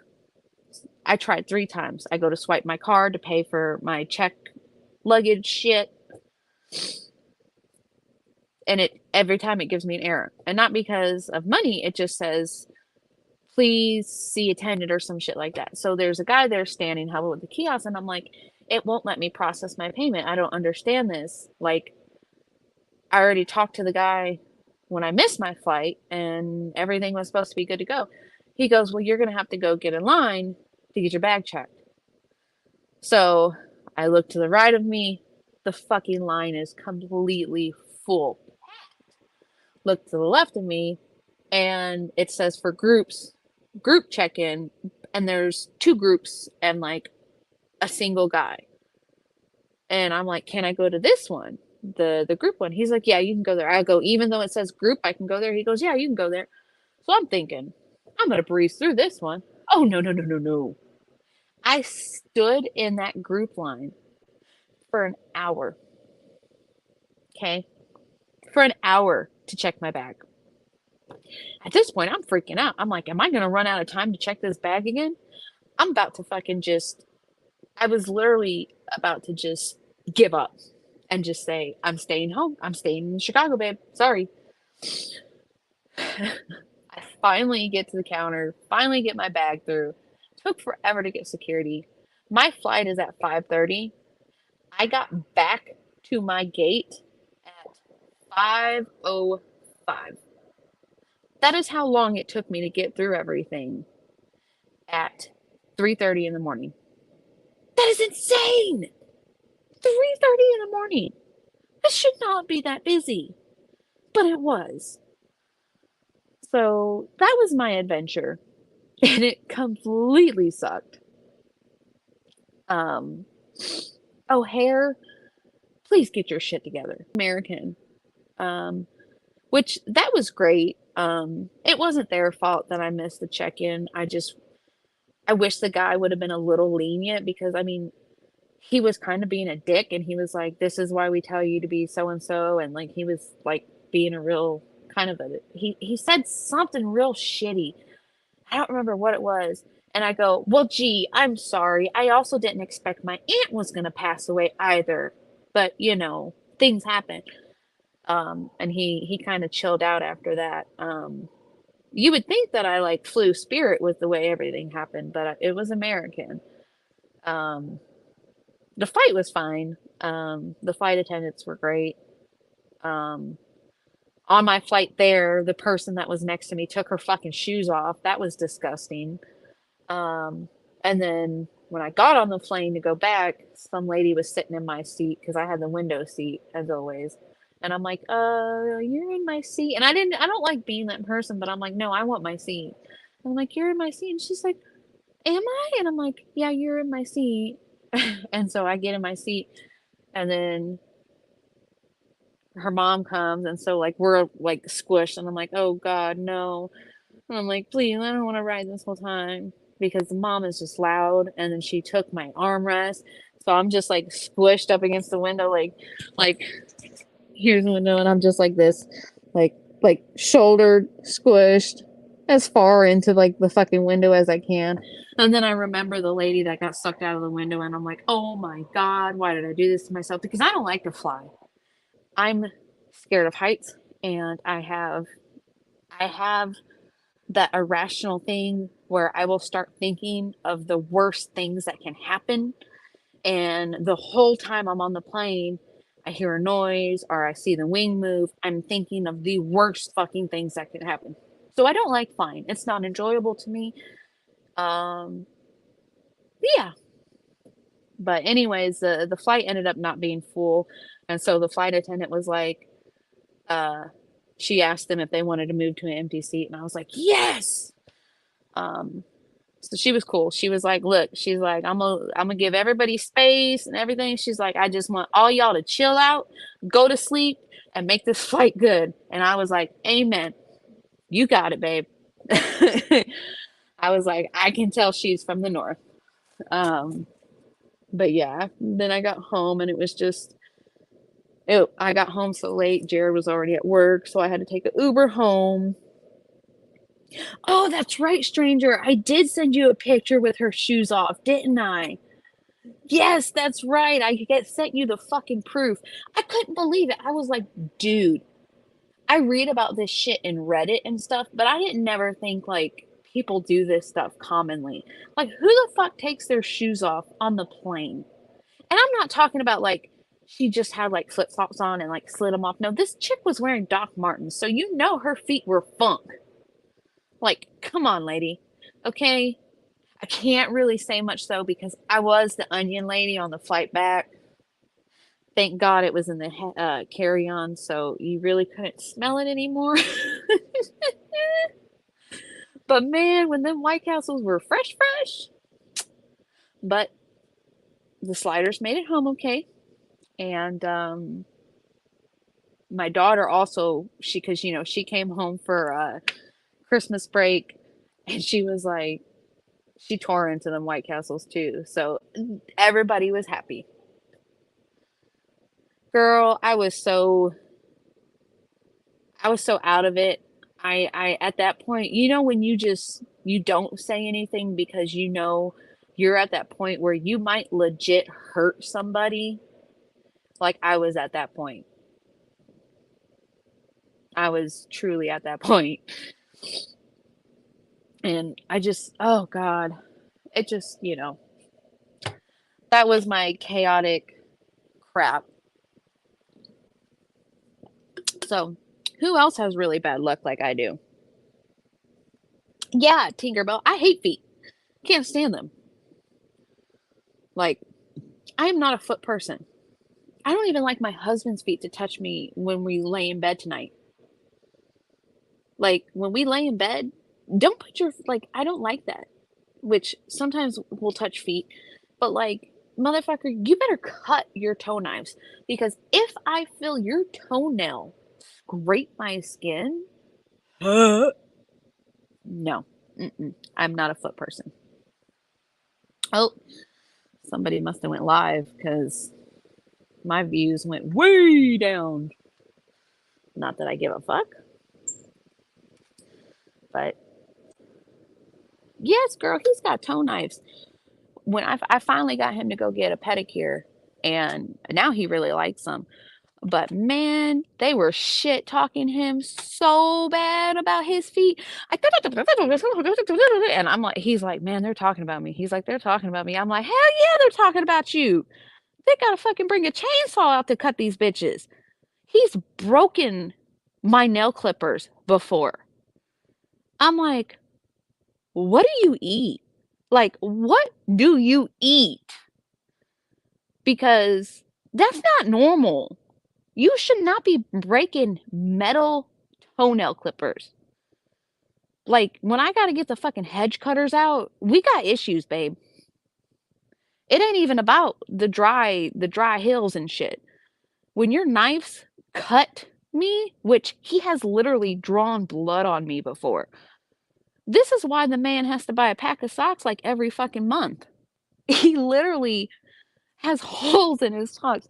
And it's not like his toenails grow fucking like long or nothing. He doesn't have gnarly feet like that. But he's got some of the sharpest, thickest toenails I have ever fucking seen. I ain't even kidding. Like, I want to snap a picture of his feet now just to show you. And I will send it in a private text message. Like, look at these, man. Look at these toes. I'm telling you, he has cut me. I love the man, but he's got issues. I told him, like, when we get some extra money, we are pedicures. Like, pedicures. I see these TikToks and shit where these women are like, rub your man's feet. And I'm like, the fuck not. We can get a divorce if that's the case. Because that ain't happening. I don't ask him to rub my feet. I did when I was pregnant. Because goddamn it, I'm carrying your child. You got to do something. But I ain't rubbing no man's feet. Nope. Dude, he could spear a fish with his toenail. Literally, if he steps in the lake, he comes out with fucking fish on his toes. Like, literally. Walking out with a fucking goldfish and shit. Finding Nemo. Daddy! Daddy! He's not at fucking Wallaby Lane. No, Nemo's in my fucking house because my husband killed him with his fucking toenail. Oh, poor Nemo.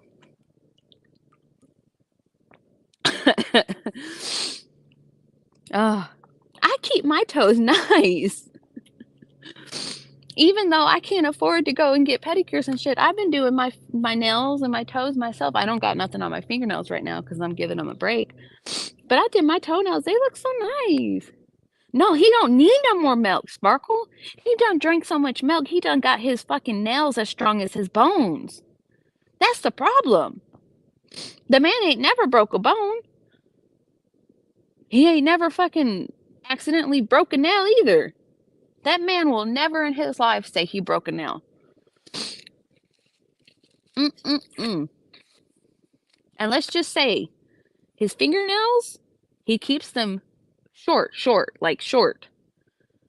But them motherfuckers have hurt before too. And y'all know what I mean.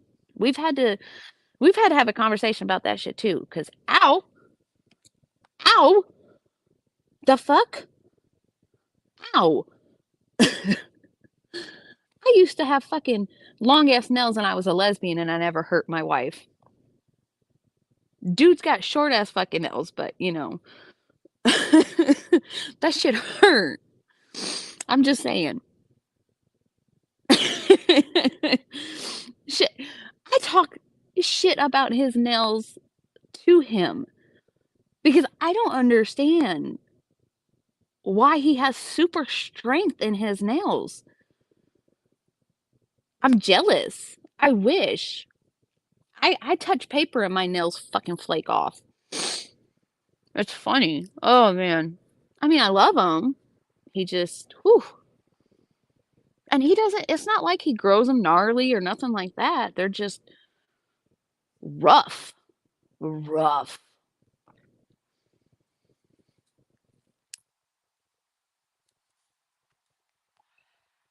He used to sleep with socks on when we first got together. I never understood it. But then it's like, you know, you get married and then you find out all the extra details about people. And you're like, oh, okay, motherfucker, you tricked me. Okay. You didn't want me to know the truth. And it's like, the truth about what? The truth about your fucking toenails. Why? Like, what fucking molecular material did you dip into as a child to give you fucking super strength that you go and break fucking metal toenails? You have problems, my love. Problems. He knows the ladies at the nail salons talk mad shit about him though. He knows it. He laughs now though, because he's like, he likes to go. But now what was fucked up though is now he's like, ever since I've been getting the pedicures, babe, he's like, my nails are growing better. Better? Better?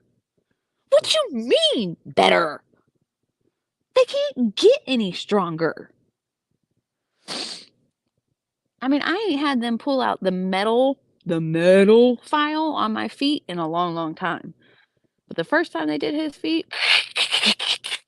oh my God.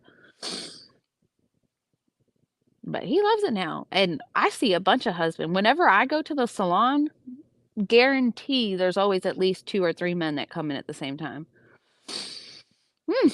Right, Sparkle? Oh my God. Just make sure anybody you get with, you better, no, take your fucking socks off. Take your fucking socks off.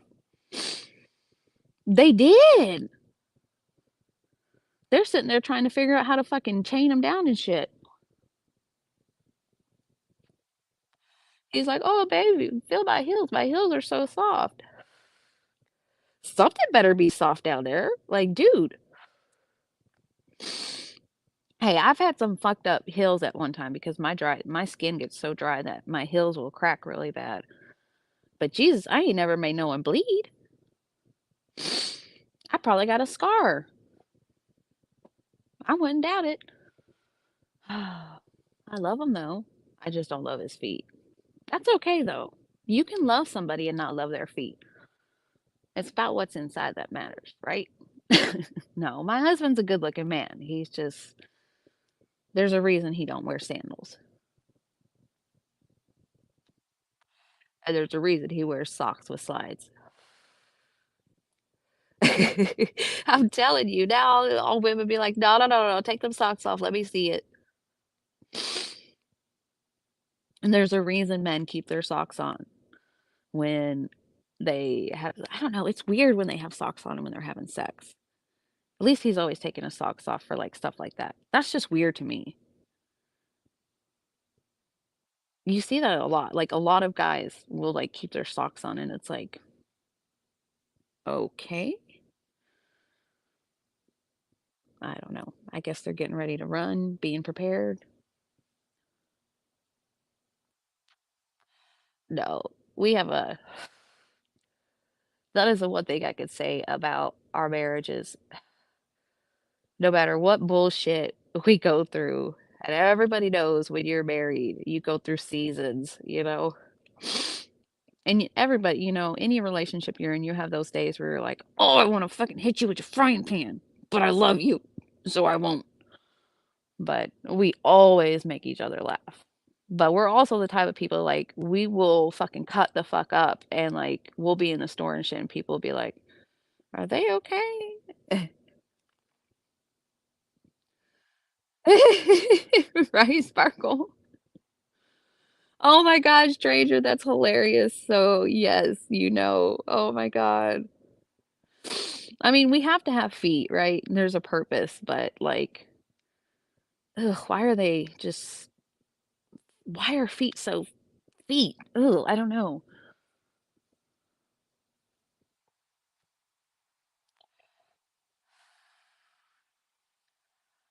Oh man. Oh, that's so funny. I'll be like, babe, I roasted your feet last night. I love you. He's gonna be like, see, that's why I don't say hi. That's why I don't show my face. That's okay. He knows I love him. He don't like feet either. I used to have to beg him to like rub my feet when I was pregnant, which he did. He would do it all the time, but he don't do it now that like I'm normal. He'd rather pay someone to do that, which I don't mind. Go ahead. Oh my god, that's hilarious, Sparkle. Tell her to say, uh, what was it? Quit dapping in the Kool-Aid if you don't know the flavor. Oh my god, that's funny, Tinkerbell.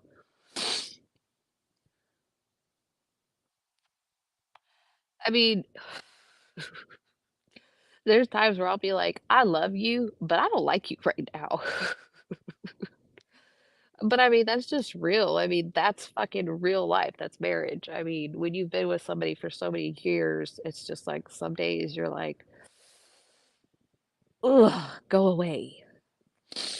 But I mean, shit, we had a rough beginning of our marriage. Having a bunch of sickly kids and special need kids with no village is hard. And it's still hard. Like, we don't get date nights. We don't go out. When um, Sierra took us to that paranormal circus, that was the first time me and him had been out without the kids in well over a year. I couldn't even tell you how long. And that sucks. But we used to use this drop-in like play care place, but they're so expensive. It's like close to $100 a kid.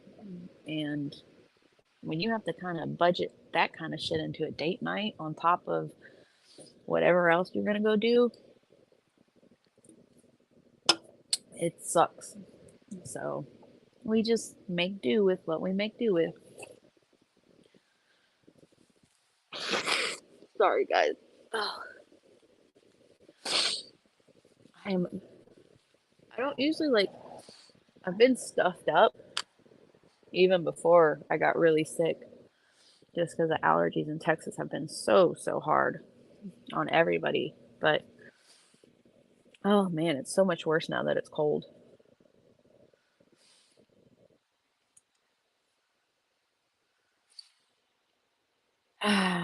Yeah, but strangers, shoot, with kids, without kids, it's hard. Ooh, I made some yummy banana bread. I'll show you guys my banana bread. It's so yummy. Let me see if I can flip this around. Hang on. It's been a minute. I forgot how to work my StreamYard. Just give me my back here. Anyways, so I know normally when you do banana bread, you should use like the loaf pan. Well, what I found when I was making banana bread was that, like, look how moist and yummy that is. Oh my God. Um, well, I found when making um, the banana bread that, like, you have to cook it so freaking long when it's in a loaf pan. And I just I tried it out one day because I had to make two banana bread loaves. I made one chocolate chip and one regular. And I used this pan because I didn't have two loaf pans.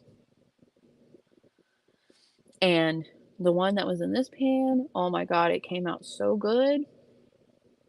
And the recipe I use the Natasha Kitchens one for the very moist banana bread.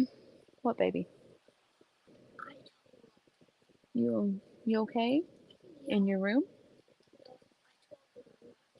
Are you okay? Do you want to take some medicine? You still got a headache?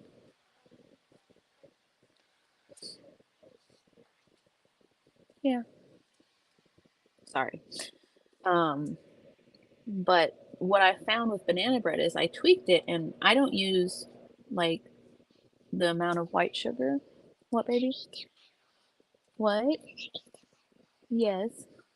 Um, I use mostly brown sugar, and I found that brown sugar just gives it more of like a caramel flavor. And so, like, I use the Natasha Kitchens banana bread recipe. I don't add walnuts or raisins, none of that shit.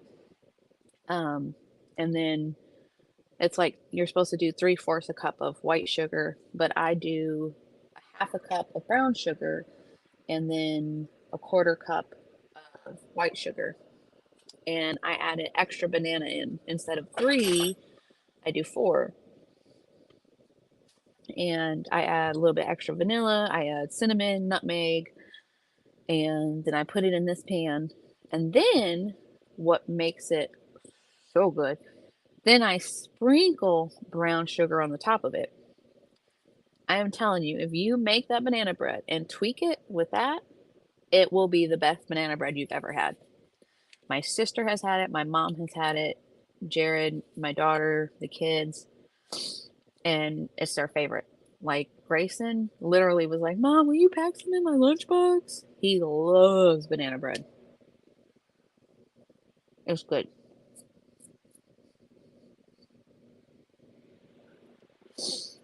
Oh, I want to go to Japan so bad. One day.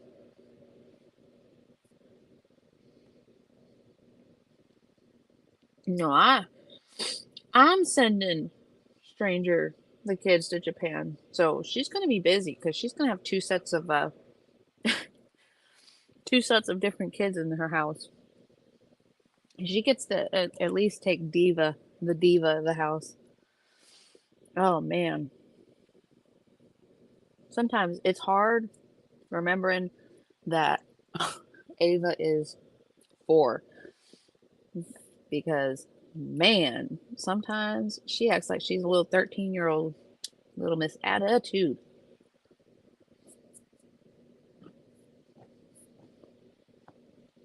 how about I leave the kids here and I run away to Japan? I want to go on vacation. The kids can stay here. Oh my God, Sparkle, I know. And she is forever in my makeup. So I've had to buy her her own makeup. And there, oh my gosh, when there's been a few times where we've gone places and we'll be like, go get dressed or whatever. And she'll come out and she'll have done her makeup. And it's so damn cute, but it's hard not to laugh. And she'll get mad if you laugh. So you have to like not giggle. And she'll have pink all over and like blue, black eyes. And I'll send her some. I got plenty. I keep building up a stash of whatever I don't keep in my BoxyCharm.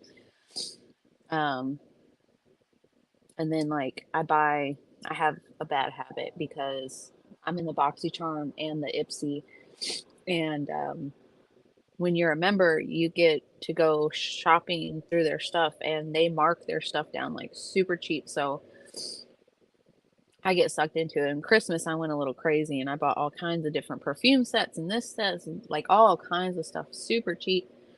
But I got my sister a bunch of like good branded makeup, like nice makeup, because she's been getting into makeup a lot more. And there's nothing wrong with like using the drugstore kind, but I wanted her to have some good makeup too, and she was really excited. Oh, got her her first contour stuff and highlight stuff. Oh my gosh, Sparkle, yes. That's hilarious. Uh, I love them when they're this little though, because it goes by faster than you think. Having one at college reminds me, and woo, the worrying that girl has me doing. Good Lord. Mm-mm-mm. Let's just say I should have made sure she had some experiences in high school before she went off to college land. But she's reining it in now for the second semester. She just had a little bit too much fun the first semester and forgot about what she was in college for.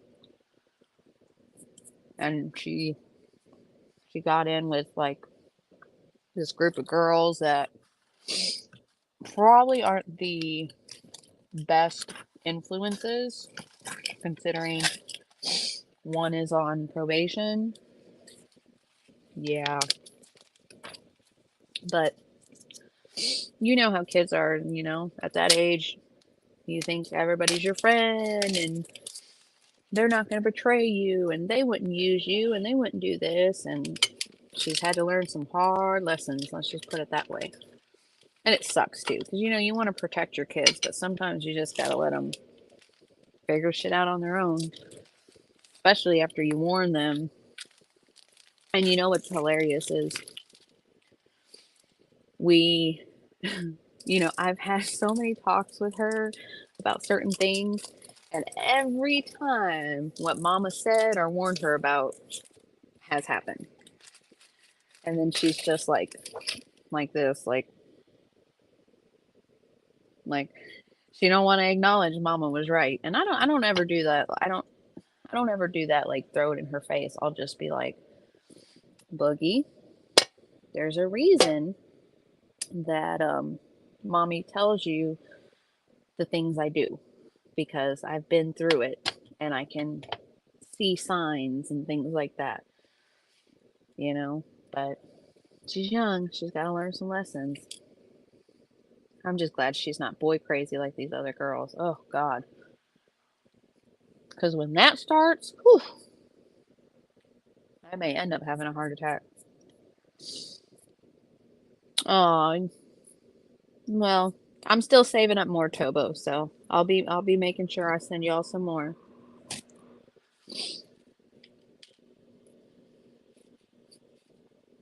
I get plenty, and I always get like skincare stuff, and I'm kind of already like set in what I like now, but I'll try different things out. But truthfully, most of the brands that I've gotten hooked on is because Ipsy or BoxyCharm, I got to sample it or try it out, and then I really liked it.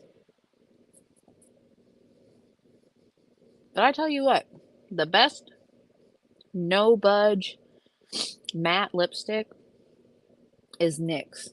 NYX. I'm telling you, they have so many different damn colors, and it doesn't budge. I mean, look at my lips, and I've been smoking. I eat like this lipstick. I can wear it all day long, smoking, eating, and it barely comes off. Ooh, stranger, you gotta try. So over Christmas break, Sierra logged into my Ulta account, and she's like, "Mom, you have all these points."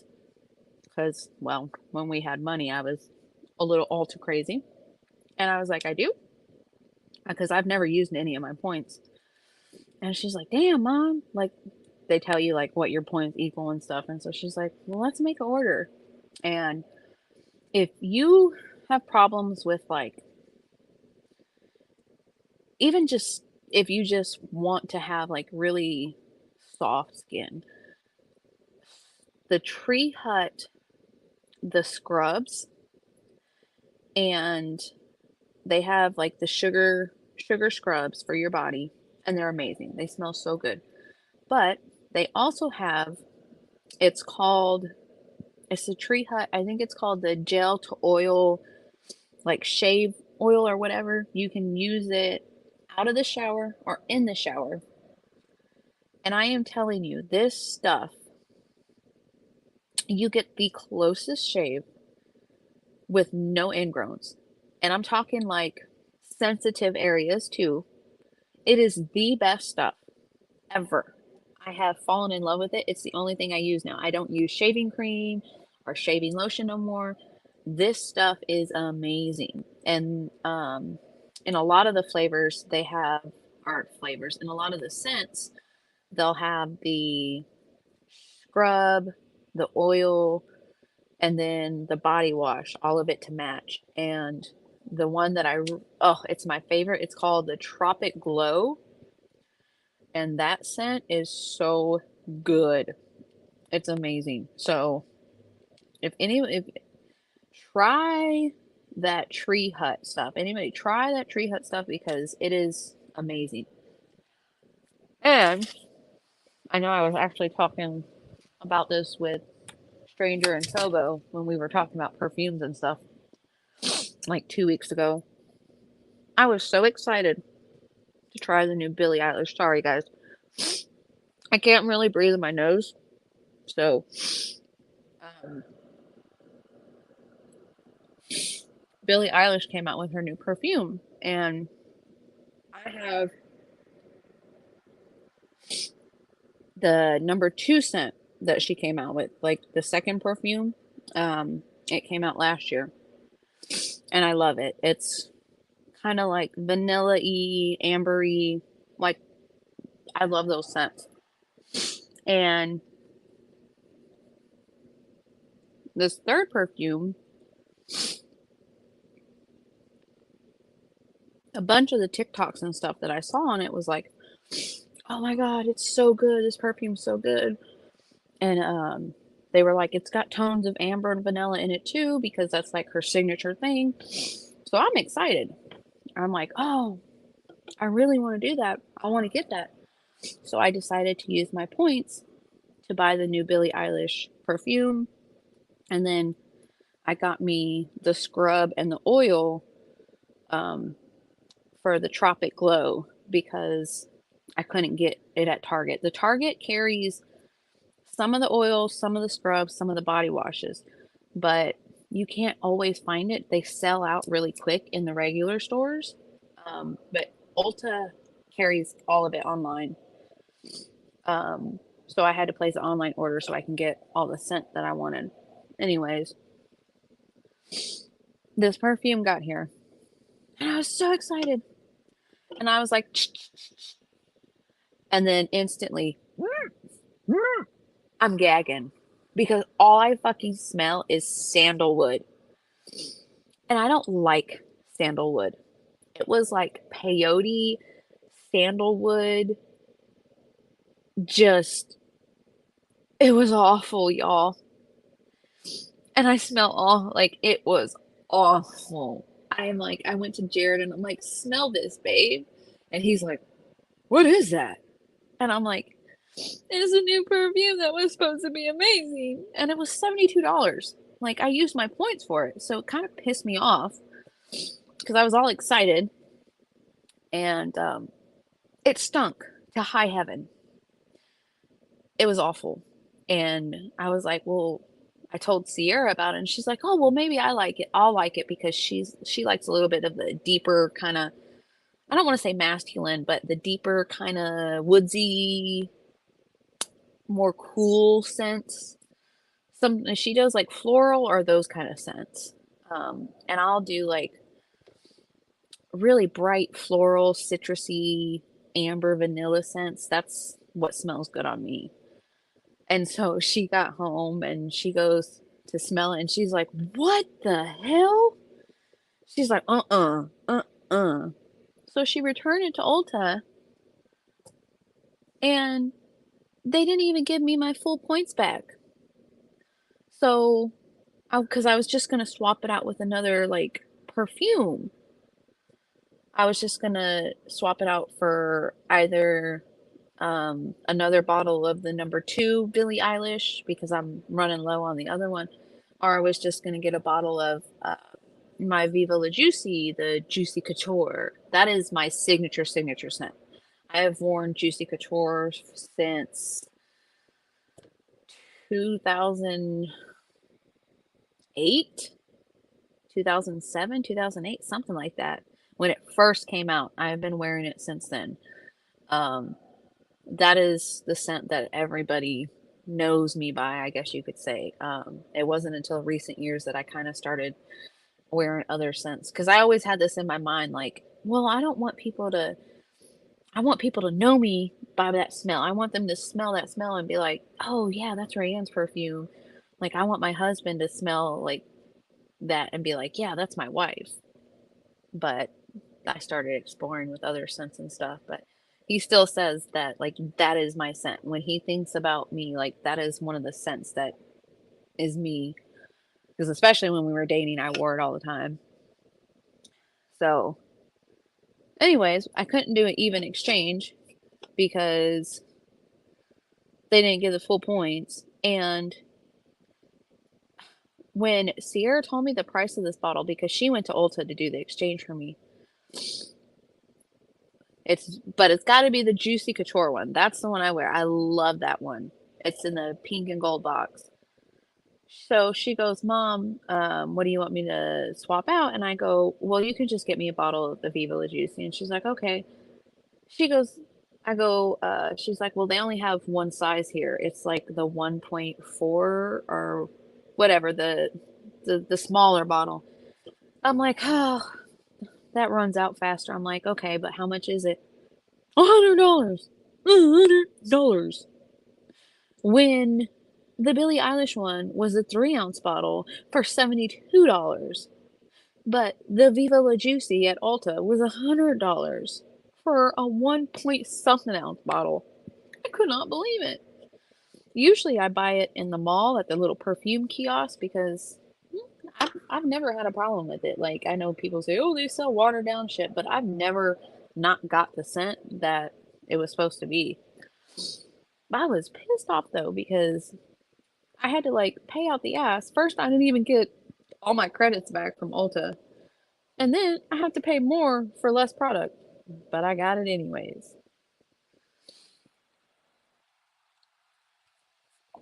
But I'm a little salty it costs so much compared to like just ugh. I got that oh my god, that Dior cologne for Jared last year, and that's the most I've ever paid for cologne. And that bottle was $200 something, but he's only used it, I think, like 3 or 4 times in the whole year.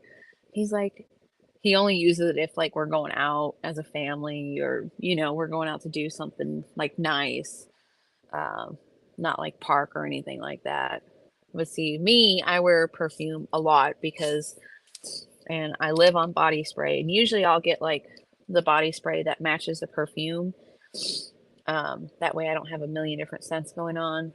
Or I'll get like the purse sprays and carry those with me because I don't want to smell like a cigarette. I've literally worked in places where the one time I was there for over a year, and they didn't know I smoked until we went out to like have a little dinner thing, and after the dinner I went off in the parking lot to smoke, and they were like, "What? You smoke?" And I was like, "Yeah." They're like, "You never smell like it." And I was like, "Good. Like, I don't want people to think I smell like smoke." But then you get the problems where people are sensitive to perfume, and then you feel bad for wearing perfume. And it's like, well, I don't want to smell like an ashtray. So, kind of got to deal with it. Anyways, I was gonna, I don't know, anybody wants to chit chat or bullshit, I'll drop a link if you want. Just let me know. It's been a long time since I've been on here to talk, so I don't mind if anybody wants to chit chat or anything. Or, anybody wants to just pop in my chat and not say a fucking word to me and then pop out of my chat, go for it. Because, that doesn't hurt somebody's feelings. But, I guess certain people are going to change and run their mouths behind scenes, it looks like.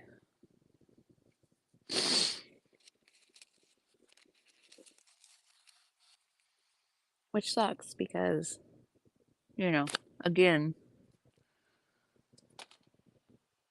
somebody that should be a friend didn't even say they were sorry for the loss of my aunt, who was like a parent to me. But I digress.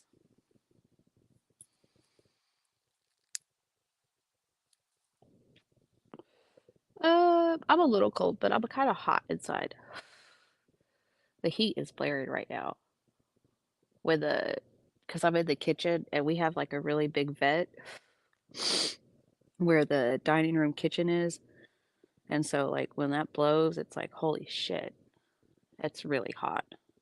Like, when it's summertime and the AC is on, like, I hate it because if we put anything on the table, it'll cool it down really quick if the air's on. So I'm going from like hot to cold, hot to cold.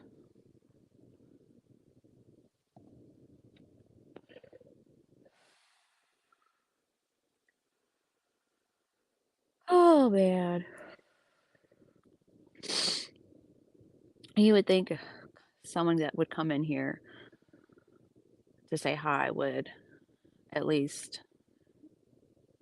be respectful enough to say something,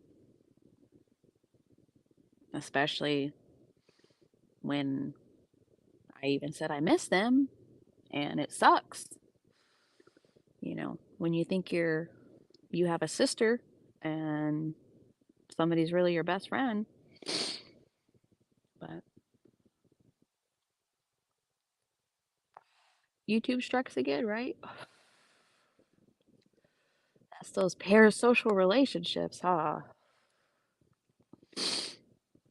I refuse to ever get so tangled up in somebody ever again. I will never fight somebody's fucking battles again on this platform. I will never kiss somebody's ass on this platform ever again. I will never be in the background while people are doing fucking dirt and all the bullshit that they try to call other people out on. No, thank you.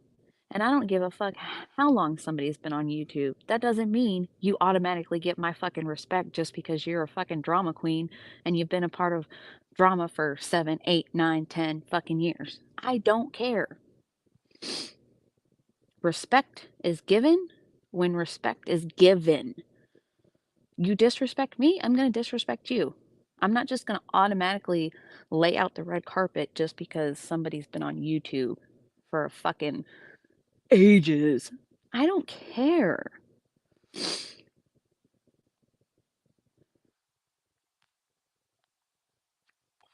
Girl, put your headphones on and come up on panel. Come speak your piece, Tobo.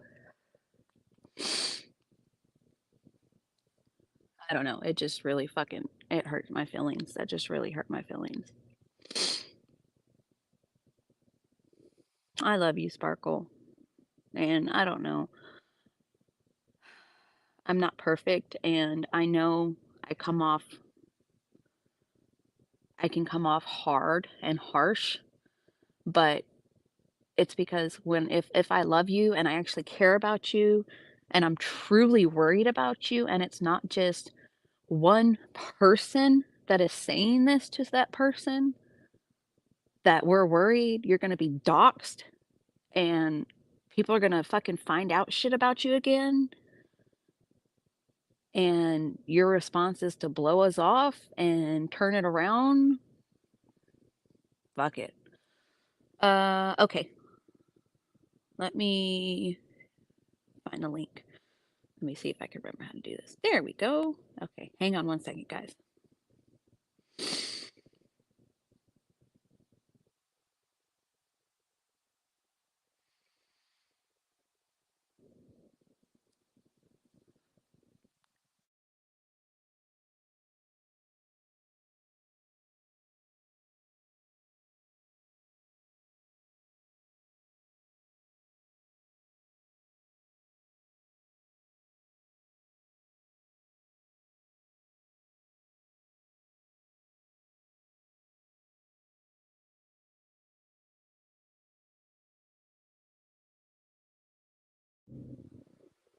Okay, let me see if that's better now.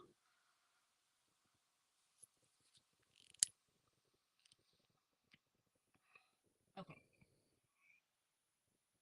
So, yes, you did, Tinkerbell, and I appreciate that.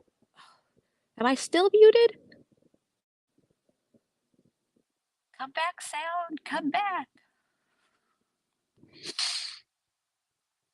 Okay, good. Like, if I'm friends with you, hi, darling. If I'm friends with you, like real friends with you, and I can't come to you and be like, yo, dude, this was fucked up that you did, or this was fucked up that you did, and you can't come to me and feel like that, then that's not a real friendship to me. That's not. Because you're real friends.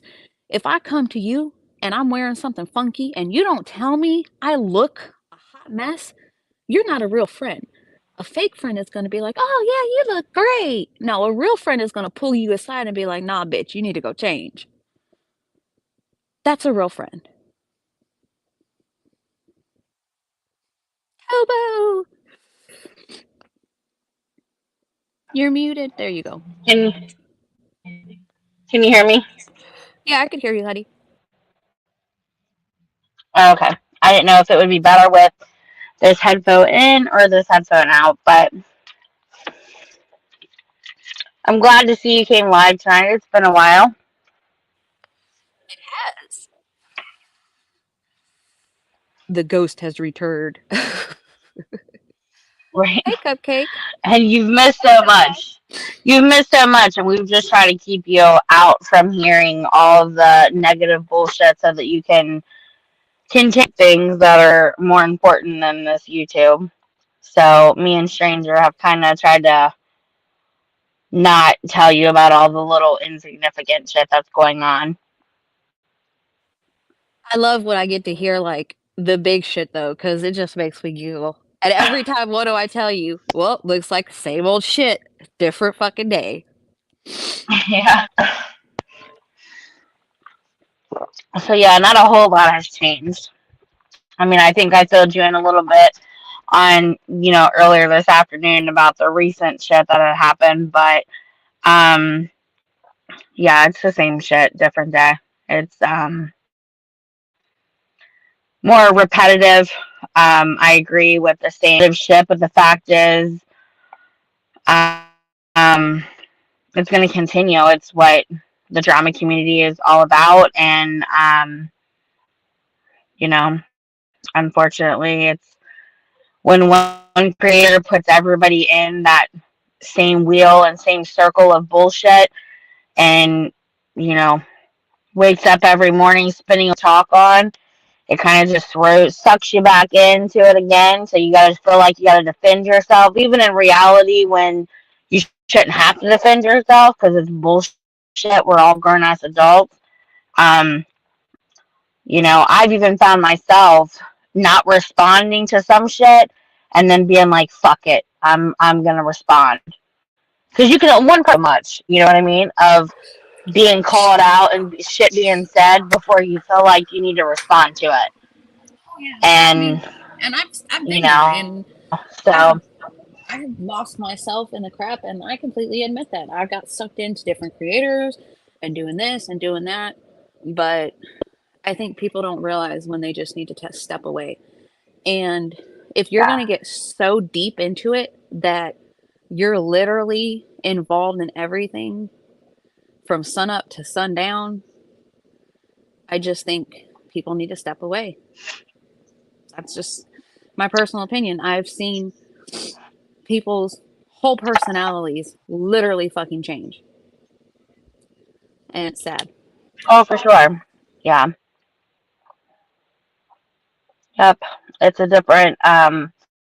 Like I said, when I first joined YouTube, I would have never thought. I didn't even know there was such thing as a drama community, a um true crime community, a this community. I literally just thought this was recipes and music or jacks. I didn't know it was all of this different stuff, but um, I like I said, I think it's not so much the back and forth. It's that when you've got two. I feel like there's two different sides when it comes to the drama community. You've got one side who feels one way and another side that feels the other way, and one side will speak their piece, and there's no adulting. Like you can't go over to that side and be like, well, let's talk. Let me tell you why it is you're wrong and why you're making these false accusations.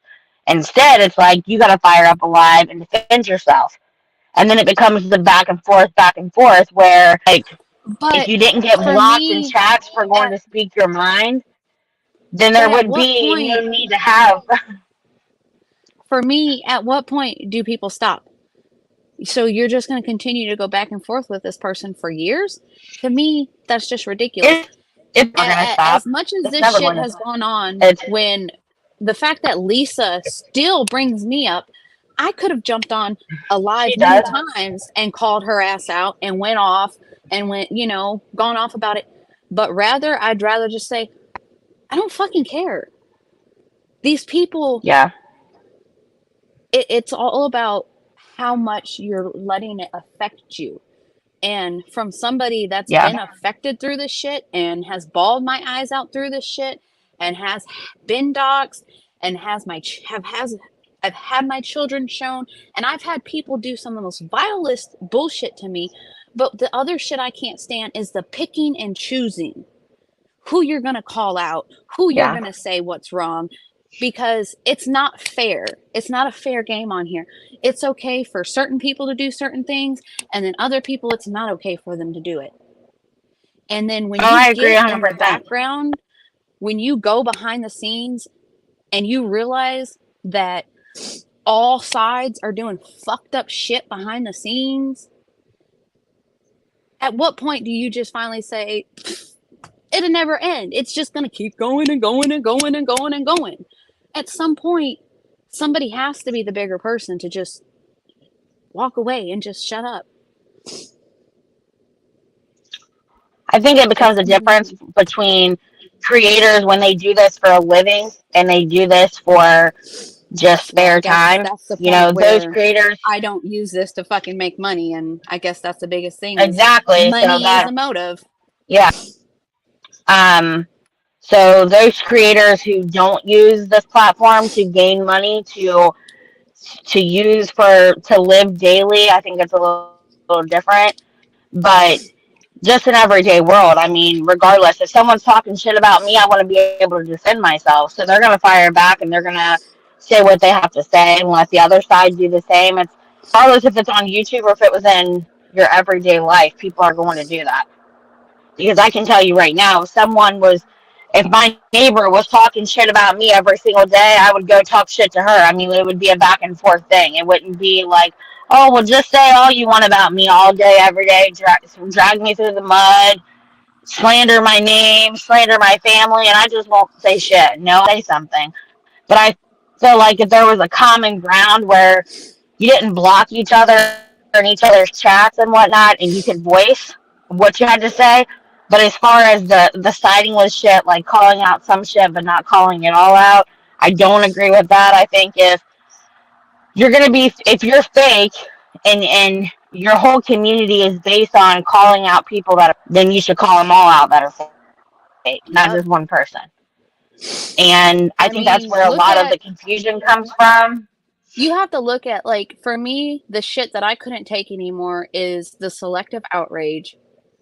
That shit enraged me. Like, I'm not gonna say creator names because I'm not trying to stir shit up, but you have people that they'll sit there. You have a whole community of subs that will watch somebody dock somebody's whole entire fucking life, and then the next moment someone says something about that person's real life, just one little thing, and they're all like, you can't do that, you're doxing. But you just watched this creator dox somebody else's whole fucking life, and y'all gave her a fucking pass. Yeah. Like, I just can't. Absolutely, yeah. It's disgusting. It really truly is. And yeah, it just, and there's the selective good outrage is people, definitely an issue. there's good people and there's bad people in every camp, every creator's camp, every creator's side. And sometimes you have people in those camps that stir shit up purposely just to keep drama going. And I can't stand that. I can't stand it. Well, I think Things can be I feel calm and myself, cool. I feel like myself, those people are kind of, you can kind of pick them out. I will say that, there is a select group on this platform that talk daily and everybody's in there daily, they communicate daily. And I will say I do feel comfortable with that group of people. And I feel like everyone's close knit in there. Does that mean that I feel like everyone has the same motives and everything? Maybe not. I don't know. I mean, so far, everything's been fine. But I do feel like there is a select group that is close knit and look out for one another and all of that. I don't feel like that. I don't feel like everybody's out to get everybody. I don't feel like people are Yeah, but purposely you looking have for a that way to you fight with one another. okay, but that same select group, which most of the people in there, I was perfectly fine with and enjoyed speaking with and talking with, but you have certain select people that will still, if you disagree or you have a different opinion, it's like you're, I don't want to say ostracized in a way. And then, or if you say something they don't like, it's like you get jumped on. Like, if you're literally trying to protect a creator and you You're a have people robot and I jumping can't in. hear you. Sorry, I had to go in the stockpile and get another box of tissue. You're Are you saying there? things. Can you hear me? Can you hear me? Can you hear me? Yeah, you're a robot in there for a second. I couldn't hear you. Okay. Or maybe it's me. Hell, You I don't know. am I good? Is it better now? You know, like being in that select group and you feel like you're in a safe place and Are you there? you're can you hear me? Hello? Can anybody hear me? Can anybody hear me? Hello? I can't hear anything you're saying. What the fuck? Can you hear me now? Okay, Sparkle, you can hear me? Can you hear me now, Tobo?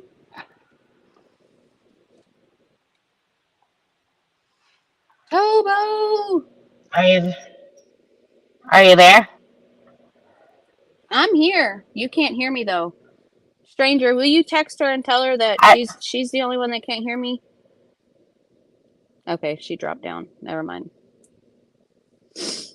Anyways, like what I was trying to say is you become a part of a group and you feel like you have a safe place. And it's not the only time it's happened to me before with creators. And you know, you think you're doing something and you think you're trying to protect this creator, you know, and you're just doing what you're supposed to do, look out for someone, and then you're literally attacked even though things have been clarified. You have people coming and coming and coming and coming to the point where you have to say stop, like just stop. And it's like, okay, we're grown-ups, why are you chastising me like a child? Again, respect is given when respect is given. I'm not just automatically going to respect somebody just because somebody tells me to bow down to them. And it's just, I don't want a part of that. I don't want to be treated like crap by certain individuals. And I'm sorry, but I've seen the shit play out behind the scenes from all sides, where all sides are doing shit that is fucked up. And it is what it is. And you know, and it's like when you see a woman being bullied and only a couple people speak out and say that's not cool, why did you literally brought somebody on panel just to make them cry? And because you say something, you're looked at as, you know, being the odd one out because, well, everybody else agrees with it, why don't you agree with it? And it's like, I'm sorry, I don't have a collective mind. Like, sometimes I'm going to agree with you and sometimes I'm not. And some people are okay with that. But it's like when you get into that type of group mentality, it really sucks when it's like the same people will go to bat for certain people, but not for you when you're attacked and people say shit about you. And that's when I was just like, it is what it is. And when I decided to take a break, supposed people that quote unquote cared just, I never got a message. I never got a text. I never got a DM. I never got a Discord DM. I never got shit about anything. But you'll still hear people, oh, I hope Rayanne's okay. Well, how would you know? Did you reach out? No. And that's yeah, I understand the back and forth shit, but for me it's like, at what point does it stop? Like, I could literally still be going back and forth with Bomb right now if I wanted to. I could be going back and forth on Bot because Bot continuously still brings up my name. I don't care. Why? Because it doesn't affect my real life. And these people are fucking crazy on this platform. And I have seen the shit these people will do just because they get upset because they run their mouth, and when you run your mouth back, oh, they decide to dig into your whole fucking life and pull shit out. I mean, it is what it is at this point. There are people that are going to be there off of YouTube, and there's people that won't be there. And the only thing, I am grateful for the people that this app has brought me to. I'm grateful for the lessons it's taught me, because it definitely, when I came on this app, I was wide open and I had other plans. I never wanted to be in the drama community like that. I got sucked into a sob story and everything went downhill from there. And it was, yeah, in the moment, you know, when you're going back and forth with someone, it's like you get that adrenaline running and it's like, yeah, fuck you. But then the next thing you know, they're talking this and they're talking that, and people affect your real life. And, you know, let's not forget that, you know, I had CPS showing up at my door because people are fucking psycho. And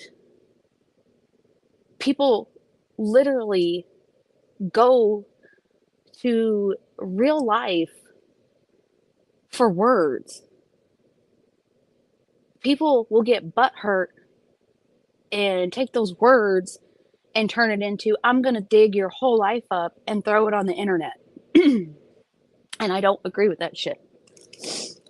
And I'm sorry, but I can like a creator and appreciate a creator, but I don't have to agree with everything that person does. But it seems like in a lot of places, if you have a differing opinion, you are ostracized for that. And or you get snide comments for that. Or some people trust you, but some people don't because you're a newbie or this shit or that shit. And it's like, dude, I don't have time to prove myself to nobody. I'm going to be me and who I am. I'm not kissing nobody's ass. I'm here. If I feel like, you know, someone needs to be defended, you know, or stood up for, or something needs to be called out, like, it is what it is. It doesn't matter what the person, who the person is or who the person isn't. It doesn't matter what camp that person's on. It doesn't matter if that person, you know, did something wrong. What I can't stand is the fact that most people on this app cannot take a step back and say, that's fucked up. Even if it doesn't have to do with their folks.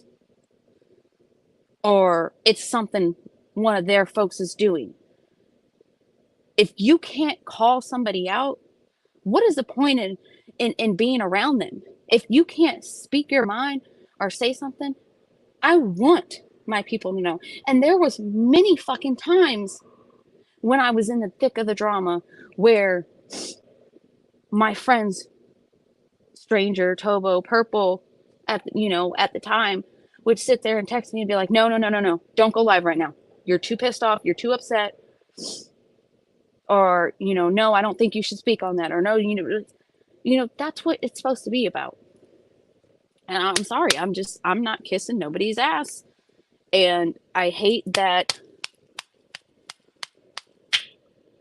Exactly, Tinkerbell. And that's what I can't stand. It's like, you're cool as long as you're doing something to scratch somebody's back. And that's what I felt like.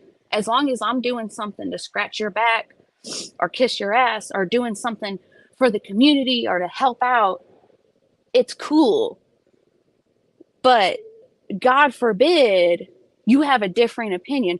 Or the fact that when I helped Michelle, it went from so many people that used to chit chat with me or talk to me, stopped talking to me. And I did exactly what I was going to fucking do. I kept my word. And there's a lot of people on this platform where their word doesn't mean a goddamn thing. But I was raised that your word is all you have. So yeah, I kept my word. It didn't matter who the person was at the time. It was the fucking fact of the matter is I promised Michelle that if she let me bring this info out, that I would make sure she got help. And well, I brought the info out, everybody saw the truth, but then nobody was interested in helping Michelle.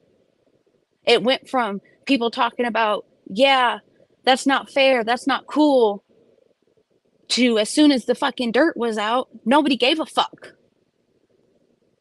So then it was, okay, well, no one else is going to help me keep my word about this. So yeah, I kept my word. And I wasn't the only person that fucking helped her. Yet I'm the only one whose name gets fucking brought up. I don't give a fuck. I'm not on this platform scamming and scumming for fucking money. I don't get paid on this platform. I turned off my memberships.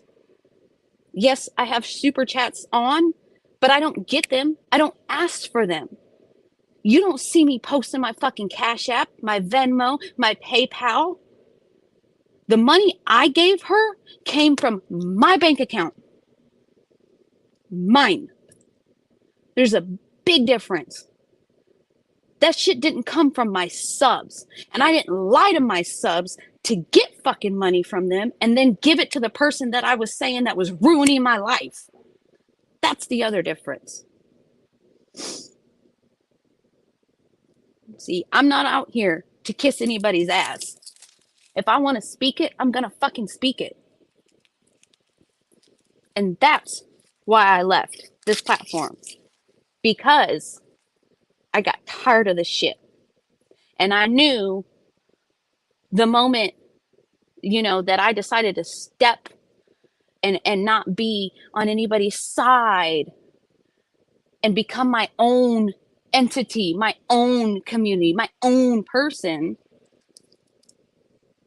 without blindly following any fucking buddy, that certain people weren't going to like it.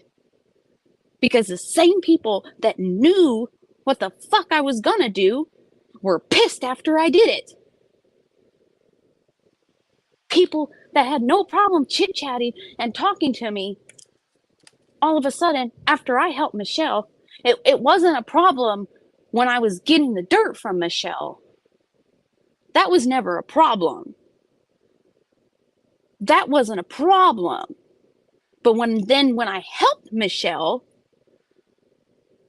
because, everybody was like, oh, cool, well, the dirt's out there. Fuck her. And for the fact is, I haven't spoke to Michelle since that video I did on her hitting rock bottom. Which, yes, I do think streaming somebody when they're completely fucking fucked up and they're out of their mind, I do think it's wrong. But of course, me having opinions about that was wrong. I'm sorry. I'm not gonna just sit here and be silent anymore. That's not me. And if shit's hypocritical, it's fucking hypocritical, and I'm gonna say it. When certain people can't have people on their panels or they can't live stream people, but other people can, and it's not an issue. Why? Why is there, a fucking a toll tax on Michelle? That was one thing I never understood. It's okay for so and so to stream, but oh no, why are you streaming, Michelle? Oh no. What the fuck? Sorry. See, but hang on 1 second, guys. Hang on 1 second.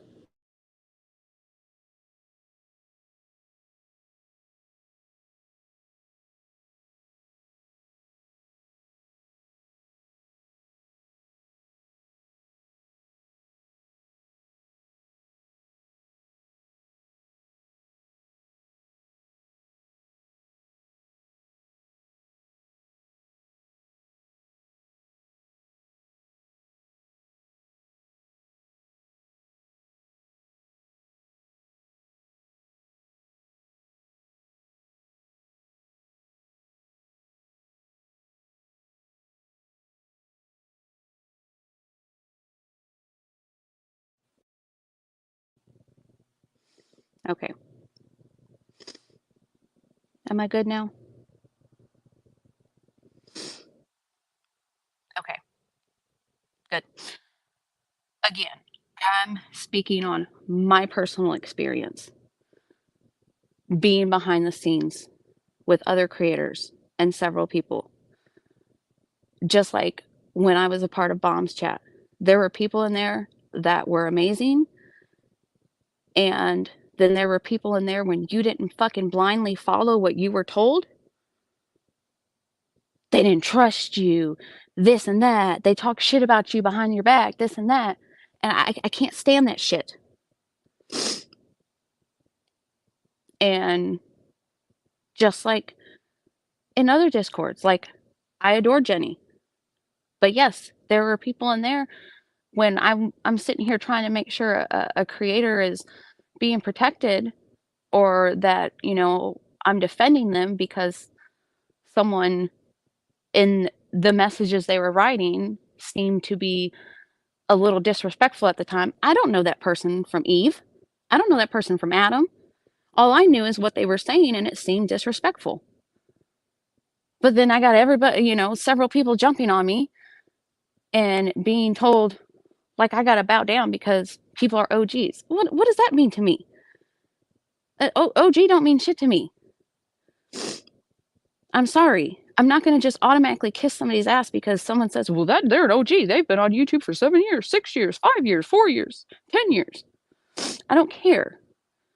And you have several adults going after another adult back and forth, chastising them like a child. I don't like that shit. I won't deal with it. I won't deal with it from anybody. So I'd rather at that time just go, because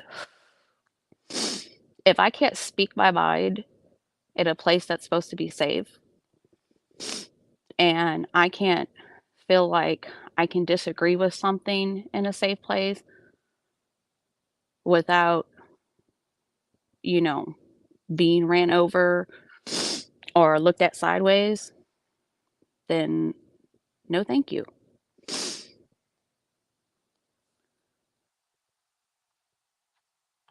You know, yeah, I fucking got the information from Michelle, and the reason is because I really wanted to help her, because it was fucked up. That whole situation was so fucked up. And it sucked because after all the information came out, people that at one point were saying that they wanted to help her then turned it into, nah, fuck her.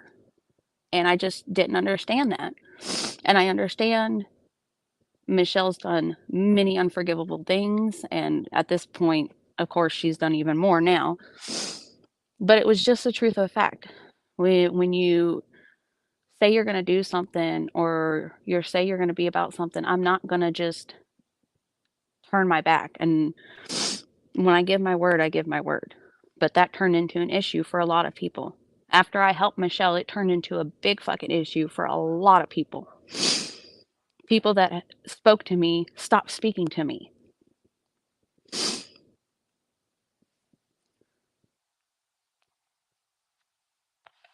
And yeah, it's all good, Tobo. I wouldn't want you to get pulled into anything anyways, because, you know,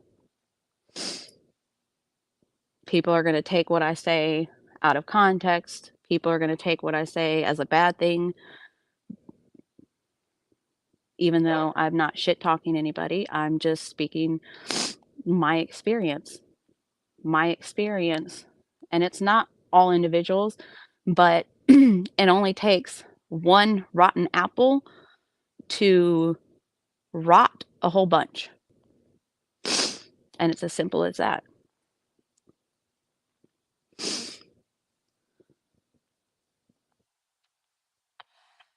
But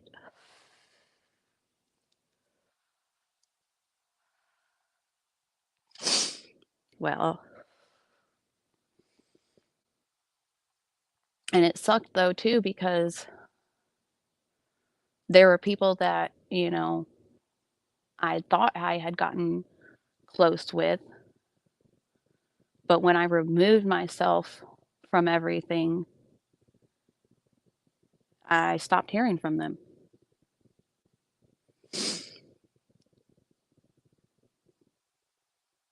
Oh, that's awesome, Tinkerbell. It's taken a long time, but I think after being a part of so much bullshit too for a fucking year basically, because I came into YouTube with the Marvon shit and, whoop, went right down into it. So for a fucking year dealing with shit from all over, it's just, I don't know. You can love somebody and adore somebody and support somebody and still call wrong wrong or right right, but a lot of people can't do that. They cannot separate themselves. People are literally to the point where they're, you know, ride or die through anything, and I'm not like that.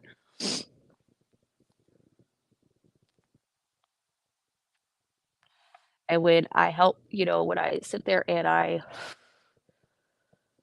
get pulled into shit and put my ass on the line for shit, and then when my name's being brought up and no one has, only certain people have my back or even say anything to me about it, even give a fuck to me about it, it's like, okay, well, you know, that kind of shit sucks. And that's why I was just done.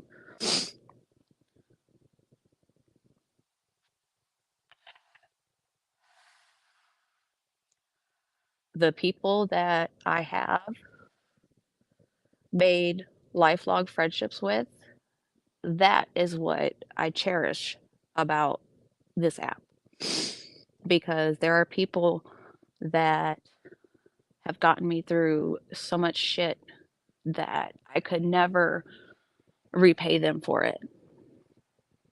you know, and like Stranger, she was, you know, she's literally my sister, and she was the one that pushed me and told me, you deserve to go back to school. You can do it. And she was the one that really pushed me to say, you know what? She's right. It is my turn. It is my turn to do something for me.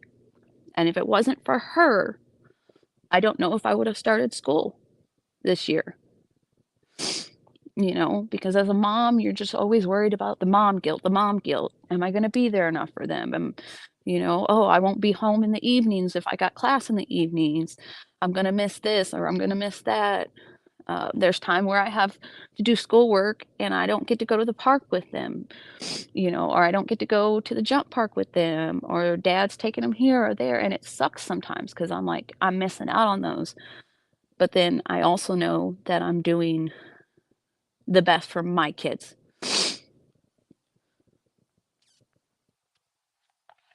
And I know that this is what they need for the future, that this ultimately will give them a better future if not only is their dad has a good career, but mommy has a good career. And then I'm finally doing something that I've dreamed about since I was a healthcare worker, since I was 16 and graduated as a CNA. I've always wanted to go back to school to be an RN, but it was just always something. And, you just, I don't know, after just so much crap, real life stuff, and just so much shit hitting hard in real life in the last couple months, it just really makes you put shit into perspective. And my perspective is, if it's not fulfilling me in a good way, I don't want a part of it. Because yes, it's easy to get sucked into that drama, but what people don't realize is it's easy to change your, like, it changes you. You want to, you start finding yourself, cussing these folks out too, and saying this stuff, and getting riled up, and here you are, you're becoming the person that you're talking about, you're becoming that same type of person that's coming after you. Well, you're no better going after them. And all these times that I'm going back and forth with people, I look back at it now and I'm like, I was literally just as fucking guilty. It doesn't matter who started what, you know? You're going back and forth, you're literally, the negativity starts eating away at the positive things. And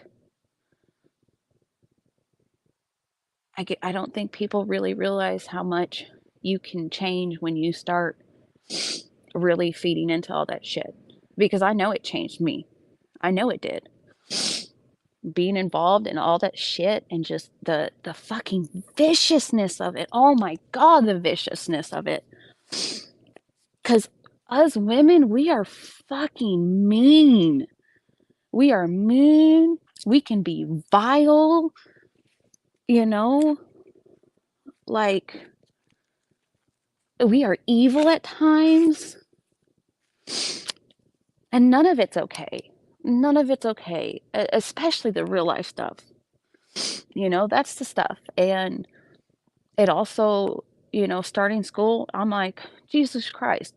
Do I want to stay on this platform and risk somebody trying to figure out what school I'm going to, and try to cause trouble with that? Because you see this shit on all over this platform. People are calling people's works, people are doing this, people are doing that. It's insane. Never once in my life have I met somebody or dealt with somebody and been like, oh, I'm gonna call so and so, I'm gonna call this on it, unless I saw something really horrible, awful.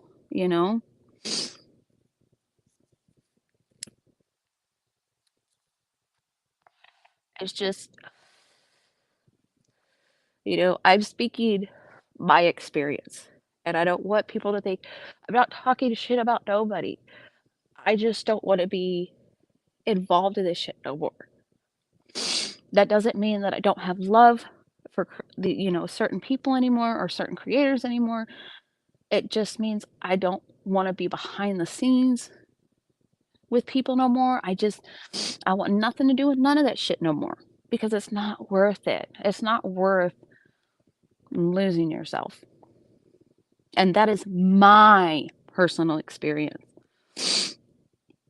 I'm not saying it's anybody's fault. I'm just saying, for me, I had lost myself being so involved in the drama. And it makes you feel horrible. You got somebody up and they're making video after video of you talking about every inch of your fucking body, talking about how you look, how you speak, how just like zooming in on your belly, zooming in on your butt, zooming in on this, like talking all this shit. And yeah, you can get on there and defend yourself, and you tell yourself, oh, I know better, I know that's not me.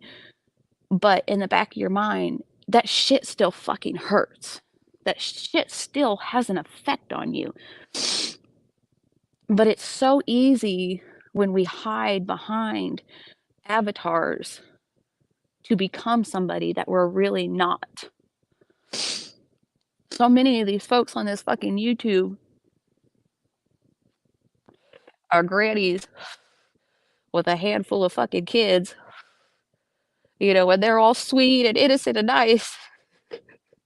And then they get on YouTube behind their screen name and they're, fuck you, bitch, I'll fucking kill you, blah, blah, blah. And it's like, oh my God, And you just think, like, what would your grandkids think if they heard you talking this way? But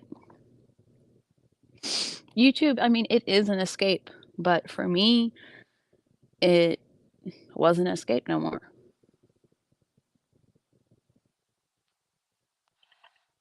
I just,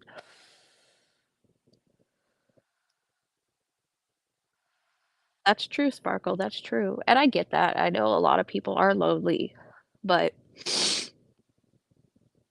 there's, I don't know. I refuse to give in to the negativity and the shit anymore. I know for myself, my sanity, my soul, I don't want to be a part of that anymore. I'm already embarrassed that there are videos out there of me going off my fucking rocker, cussing people the fuck out, even if they deserved it, because come on now. But you know what I'm saying? Like, I'm already embarrassed that shit like that is out there, you know, because the internet is forever. And I don't want to have a long trail of shit under my name. Because again, this app is not my moneymaker. This app was supposed to, you know, build my own community of folks. And I have my small community, and I adore the people that come around. And, you know, I am very grateful for the people I've met on this app. And like, that is the one thing that if anything, that's what YouTube has given me, is amazing people and the connection. And it sucks because I do miss people, and you know, my heart misses people. I just wanted them to be careful, you know? And it sucks because, you know, sometimes that happens with shit like this, but what can you do? You can't force somebody to see things from your perspective. Everybody's perspective is going to be different. And so, you know, it just, what can you say at a certain point? You just have to let things lie. But I'll never wish ill on somebody that was a part of my life like that. I'll never wish ill. I don't wish ill on anybody. I don't wish ill on creators that I can't stand. I don't wish ill on anyone. If anything, you know, I've been praying more and trying to get more in touch with my spiritual side, because that was one thing my aunt always, you know, did ask me to pray and just pray. And so, even though she was Catholic, I'm not Catholic. I don't know, I'm just spiritual. But I just want to get good vibes. I want good things to happen in my life. And I felt like, you know, maybe some of the negativity that was going on in my life at the time was because I was so involved in so much negativity and crap, you know? Like, this negativity is bleeding over into my real life. And now I'm talking my perspective. Again, my perspective. I am not saying, you know, this was me. This was me going back and forth with people. This is me arguing with people. But that shit started seeping into my personal life. It started seeping into where I would get off the app and be fuming and be pissed and hear something from so and so or so, and I'm ready to fire up my fucking live right again. I don't want to be chained to my phone, but that's what I was. I was literally chained to my phone because I want to know, oh, what the fuck is the next person saying? Oh, what does they say? What was their response? Oh, let me see if they watched my live, you know?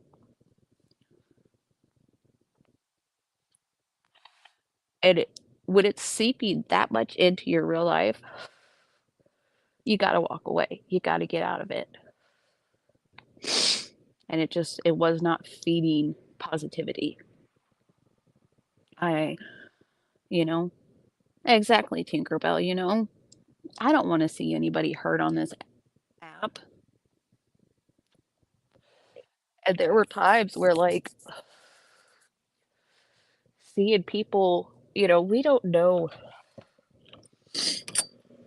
what people are going through in their real life. We don't know, and I've said this before, we don't know how close somebody is to the edge. We don't know. Um, like, thank God this shit, I wasn't involved in YouTube shit, after my dad passed away, because I would have, I was already on the edge. And there's no telling what would have happened if, I had seen video after video of me and the vile things that were being said and spewed at, that point in time. I want to forgive people that, we can move on and be cordial, or move on and end up friends or speaking. I just want to move on. There's people that I'll probably never speak to on this app because I don't care for them, but that doesn't mean I'm going to sit here and talk about them, or that's just, I just don't want to be involved with that no more.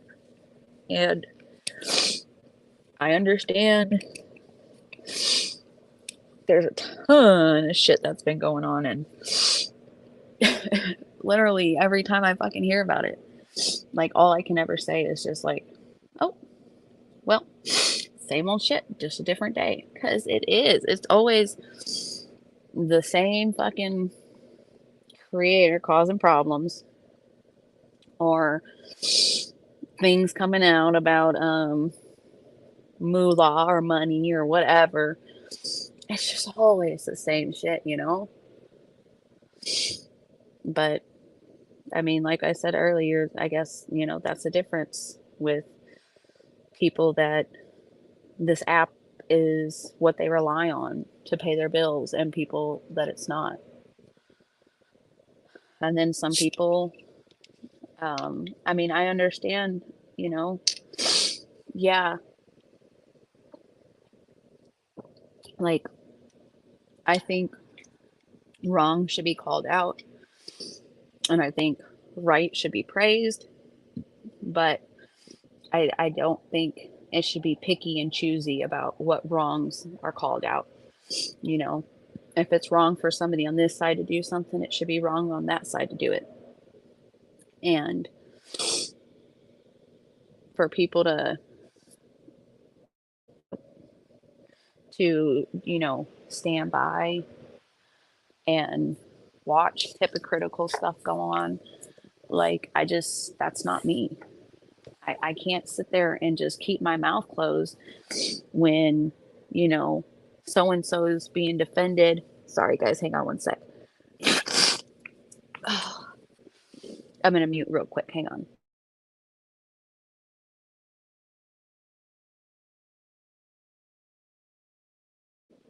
Sorry, guys. I'm glad it's coming out because I don't need it in my lungs no more. But ugh, I'm so tired of blowing my nose and wiping my nose. I don't know. I can't be a part of. I can't be silent anymore when I see the shit. I just can't.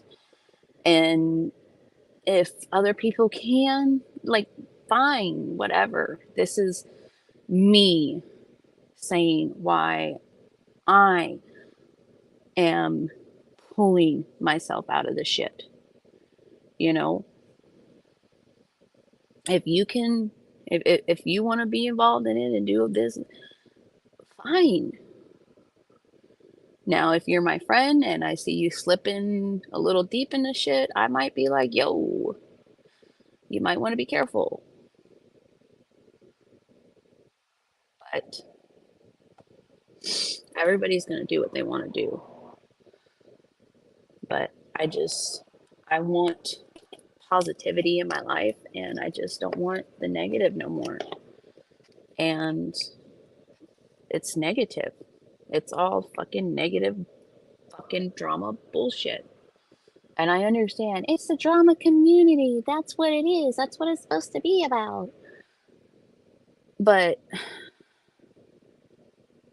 does that mean, like, for the rest of these people's lives until the point where they decide to finally unplug YouTube, or they end up, dying, that their whole life is going to be drama and arguing and negativity?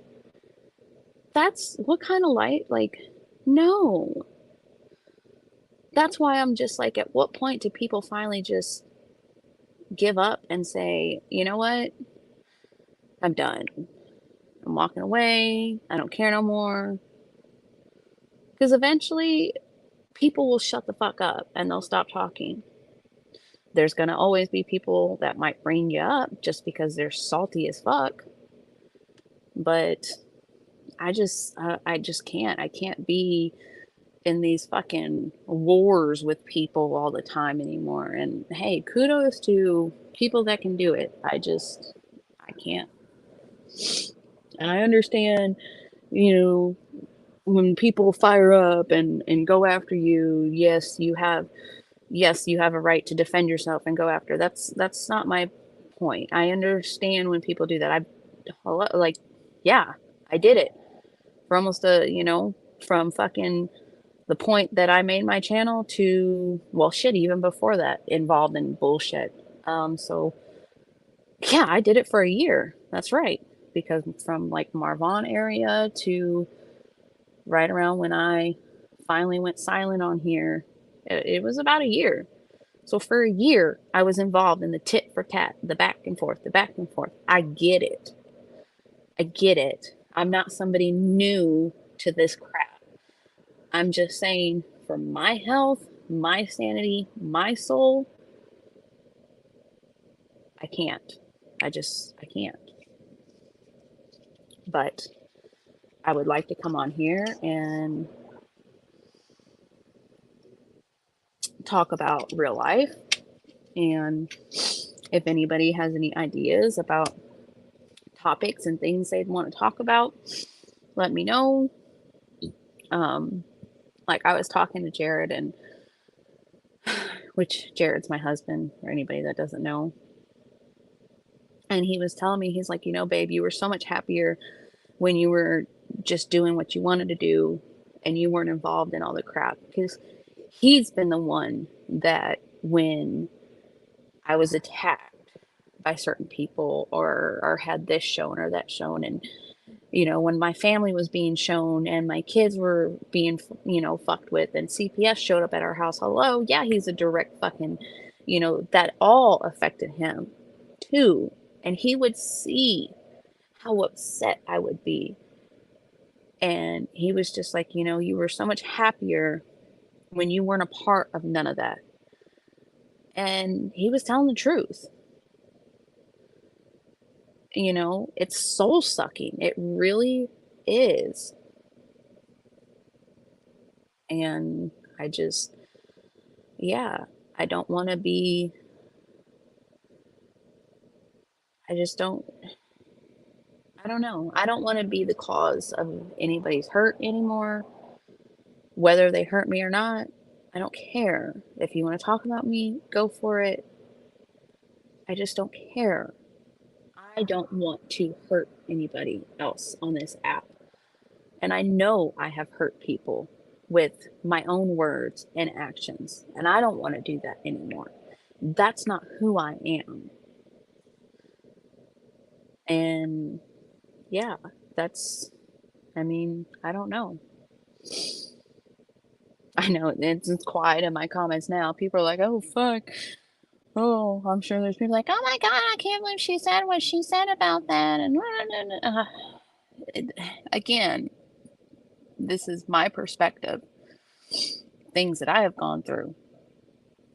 And I don't have any ill will towards anybody. I chose to walk away from all of the bullshit.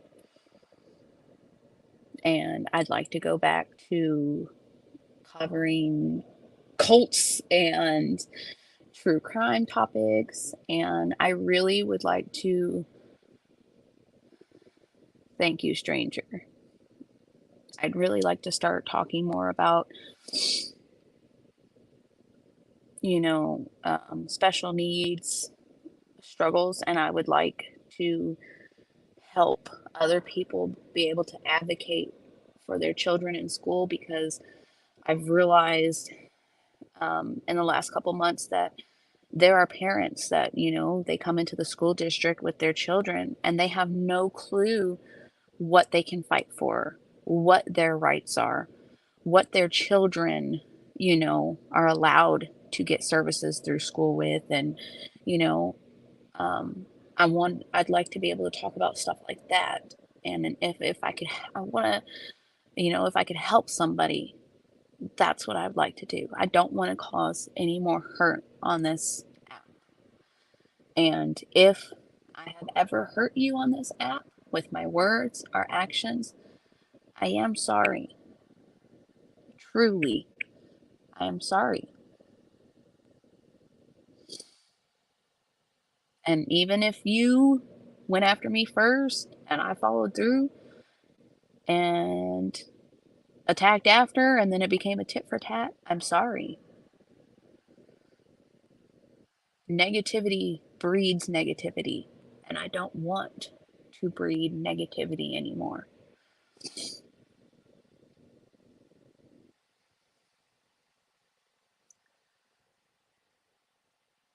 Yes, Tinkerbell, I agree. And that's why I said that's the one thing I'm grateful for. I could never be more grateful than I am for some of the people I've met and, develop relationships with and friendships with. I have true sisters on here.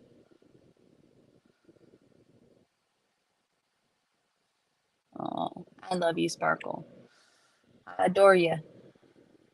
Even if sometimes I gotta give you the mama voice, but it's because I love you. And I just, again, I don't want, I just don't want to breed negativity anymore. And I've just seen so much of it from all of you too. All of it, I'll do it again and again and again, Sparkle. You know it. And I told you, man, don't hesitate. I'll get that fucking shovel. And I watch enough true crime. I think we could get away if we needed to. I'll always have your back. Always.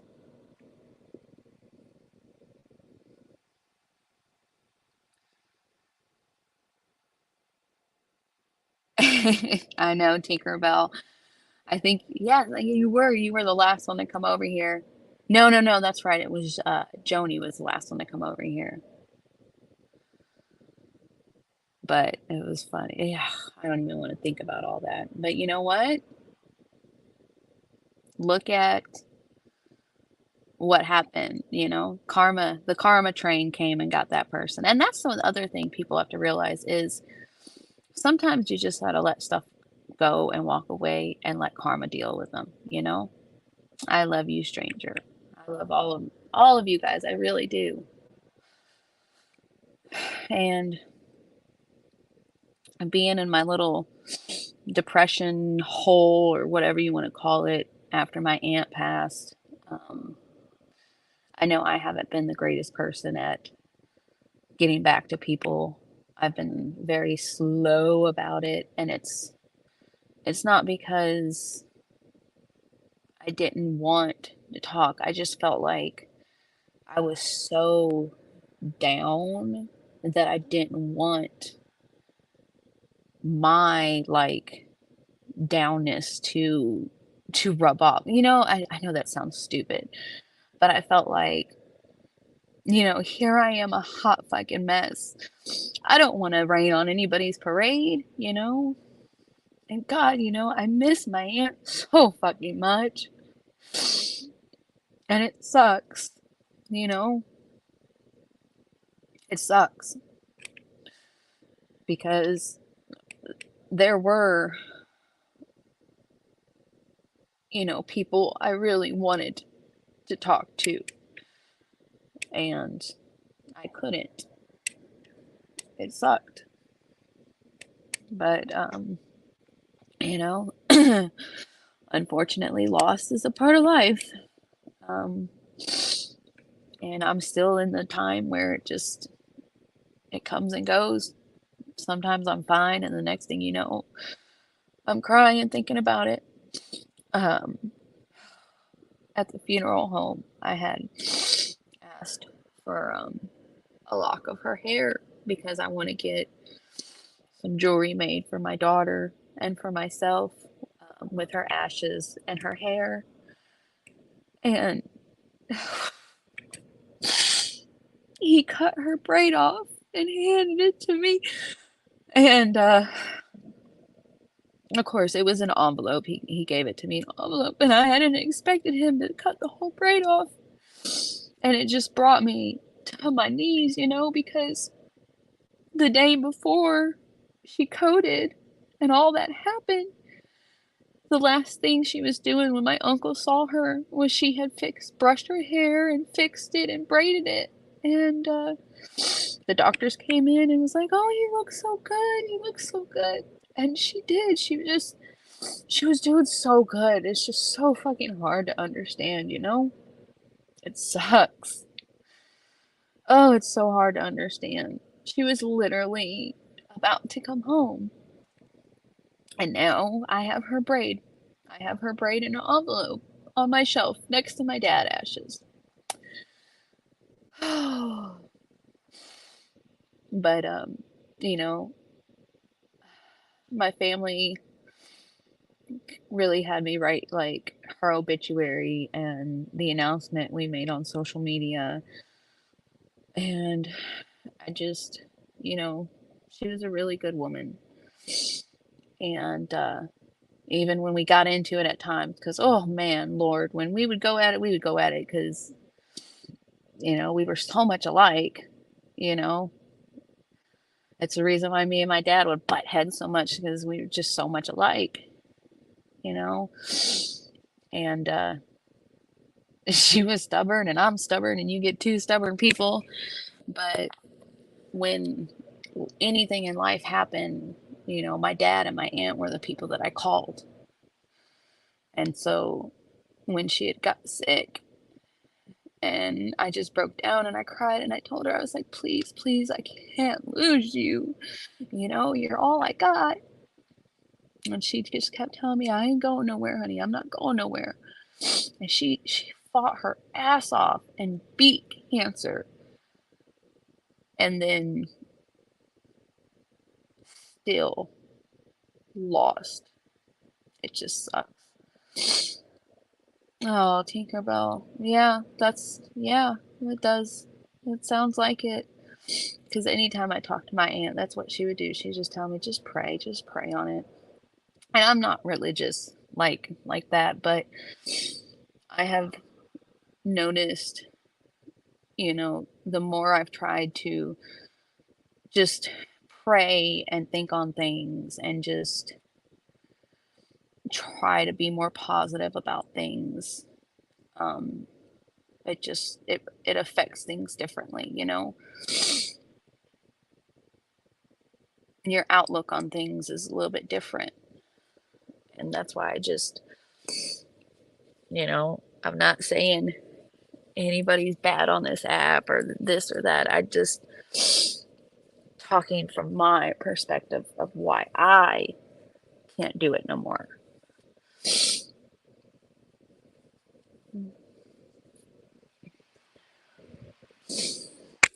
Hey, I've missed everybody, so I guess I had a lot to talk about. But I mean, I know, I'm sure there's going to be people. Hang on one sec, guys. I gotta blow my nose again.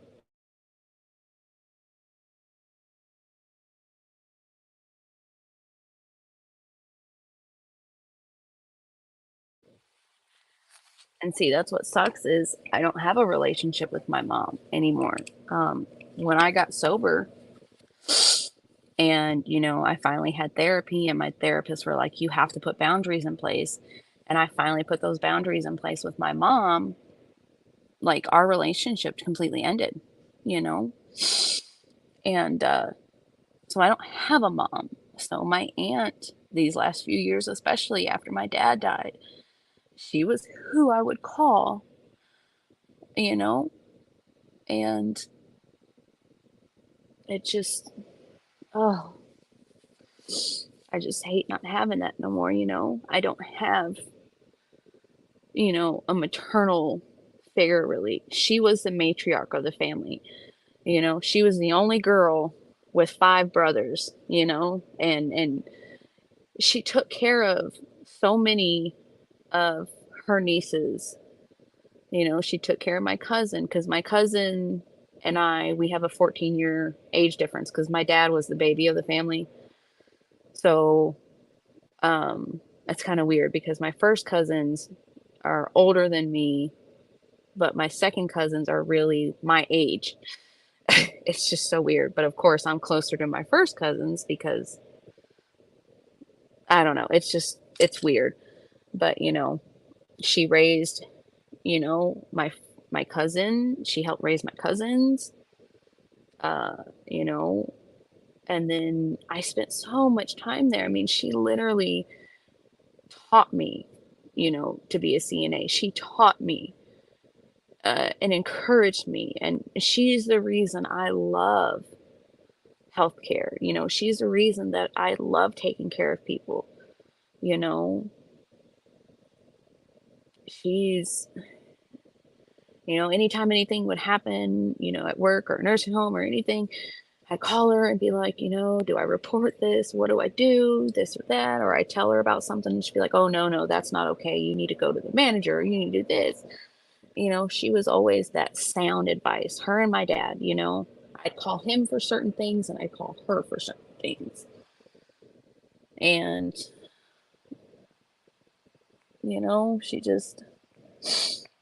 she always told me she was proud of me though. And I'm grateful for that because that's something that I don't hear from my mom. My own mother didn't text me or call me when my aunt passed, and she knows how close I was to my aunt. But that's that jealousy shit. She'd rather just pretend like, I didn't have a relationship or whatever. And then when my sister called her out on it, she was like, "Oh, I didn't say anything." Like, really? I just didn't think about it. Like, what? Like, this was your sister-in-law for how many years and you didn't think about it? Fucking, I'm sorry, stranger. I know. I can't even.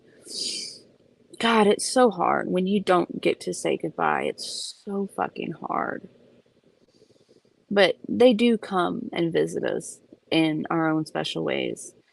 And we've talked about our own stories with that, but I'm telling you, the night that she passed, I was sitting in her chair that she had, and I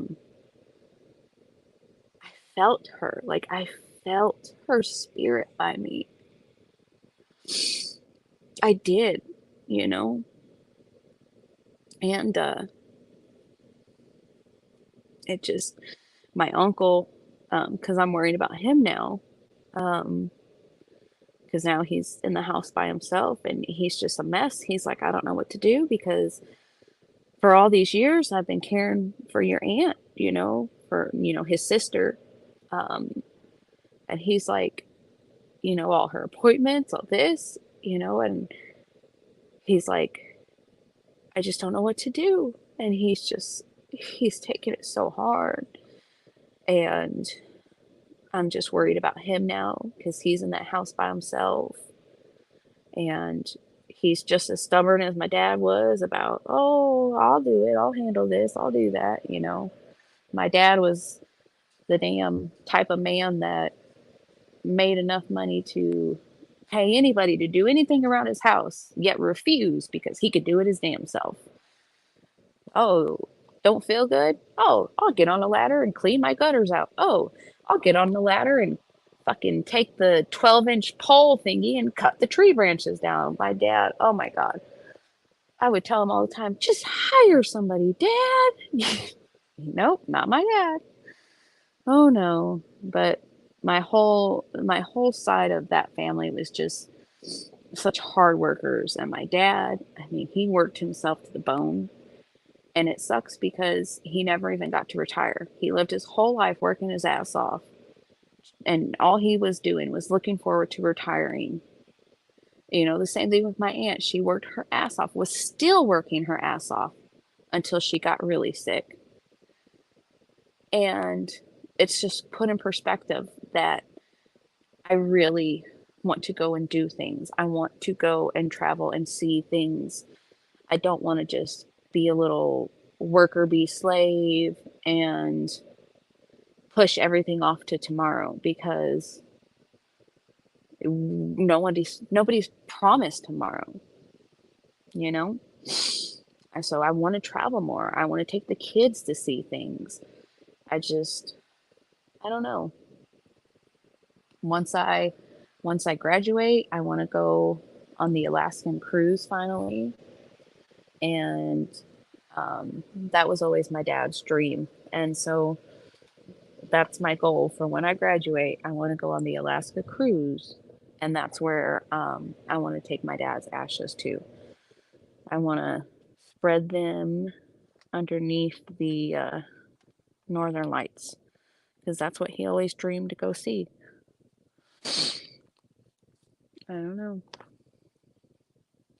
Oh my God. Anybody want to talk about these fucking UFO sightings going on and all this shit? I'm telling you, aliens are real. They are here. I switched that subject real quick. Squirrel. I'm looking in the sky like, I see you motherfuckers. You ain't getting my White Castles.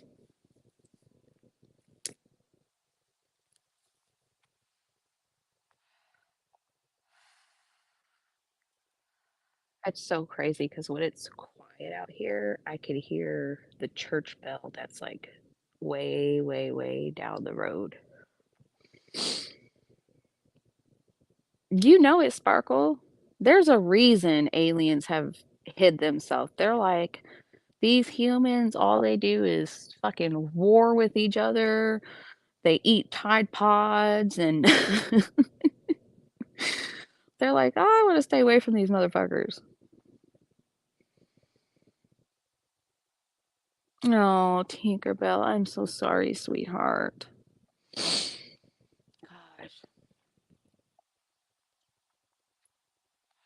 See, that's the one thing I wish is that, like, I dreamt because I don't dream very often just because I sleep so broken. And then when I do dream, it's always the weirdest shit. But there's times where, like, things will be going on in my life and, like, I swear, like, I'll feel their presence. Like, I'll feel my dad around and I felt my aunt around. I have. I truly believe they're around. There's just too much proof of the afterlife. It's not so easy now for people to deny things. I mean, there's still people that are skeptics and stuff, but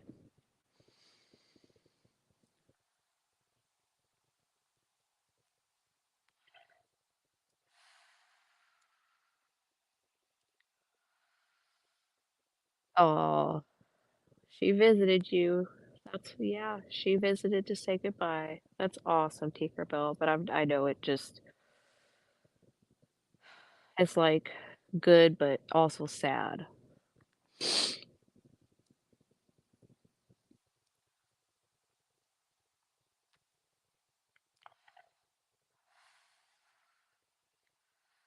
I don't know. Maybe we'll do a topic on aliens and shit. Wow, Sparkle. Yeah, especially people that, oh my gosh, people that have near-death experiences. Yeah, oh my gosh, I've heard too many people that have had near-death experiences and what they become open to after it. And, you know, I've shared things that I can feel and, you know, I wouldn't, I mean, I can feel spirits around me and I can communicate if I open myself up. I just don't open myself up that way anymore because I used to get really bombarded. And when they see somebody has a light on, like, hello, come talk to me. Oh, they all want to come visit. So I had to turn things off. But I mean, I can still feel when presences are around. And it's just like there's too much things like, how do you explain EVPs? You know, how do you explain literally getting people's voices on a recorder that are not in that room, but they're literally making things aware and making things known? It's just, nope. Oh my God, I can't even imagine how terrified you were. Like, that would be one of those, like, okay, I'm glad that I got to talk to my brother, but holy shit, am I dead? And that, I guess that's one of my big fears is like, I always worry, like, if I die, am I going to get trapped somewhere? Because there's times where, you know, a traumatic death will happen or something, and people get stuck and they just wander. And it's like, I don't want to wander around. I don't want to be stuck in a house somewhere or whatever. Like, I want to be with my family.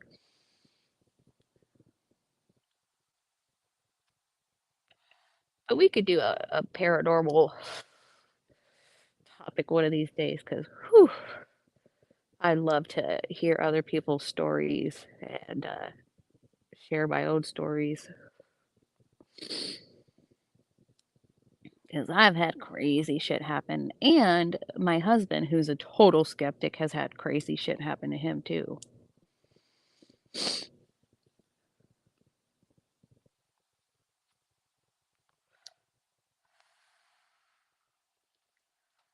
Oh, wow, Sparkle. What's up, baby? Hey, God.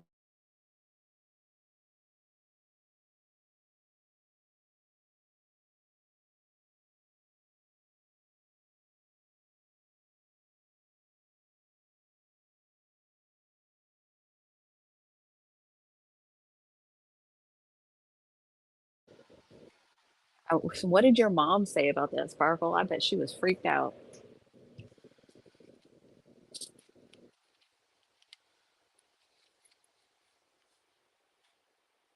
Oh, wow, Tinkerbell. That's that's like cool but scary. Like your dreams are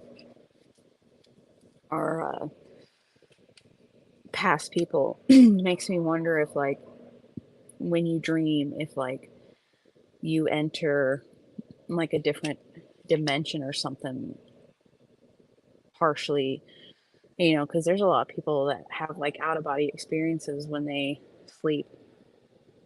I had an out of body experience when I was really young, and I'll never forget it. Like, I will never forget how weird it was. And then, like, when I realized what was happening, I was so scared I wasn't going to be able to get back to my body. It was crazy. Yes, you'll have to tell me about it, Sparkle. Maybe I'll be able to get you up on panel one of these days. Since now we don't have to deal with crazy.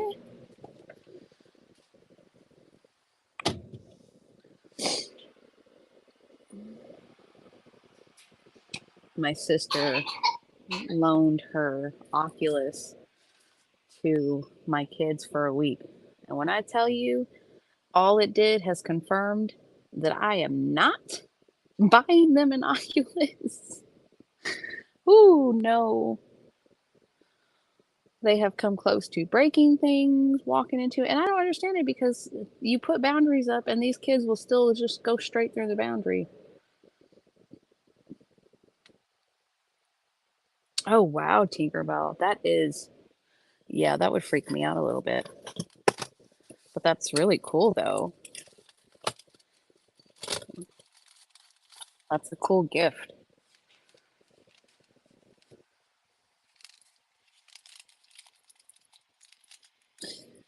Well, guys, I think I am going to call it a night.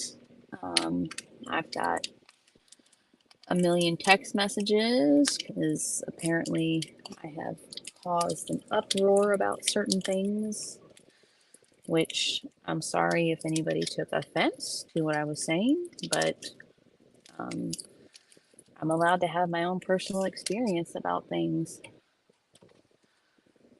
I don't hold any grudges to anybody. I don't, but my experience was my experience. But, if other people want to pretend like they didn't have certain experiences, well, then I guess so be it.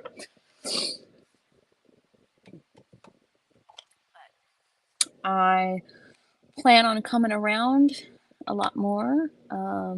This term, I only have 2 classes and they're both online, so I don't have to deal with going to campus. So I have a little bit, not a whole lot of time, but a little bit more time to do things. So yes, I will definitely be coming live and we'll just chit chat and yeah, have some fun. But I love you guys. Thank you everybody that came around in the bushes. Those people, any haters? Well, love ya. And yeah, I hope you guys all have a great night. Get some good sleep and stay warm. Love you guys.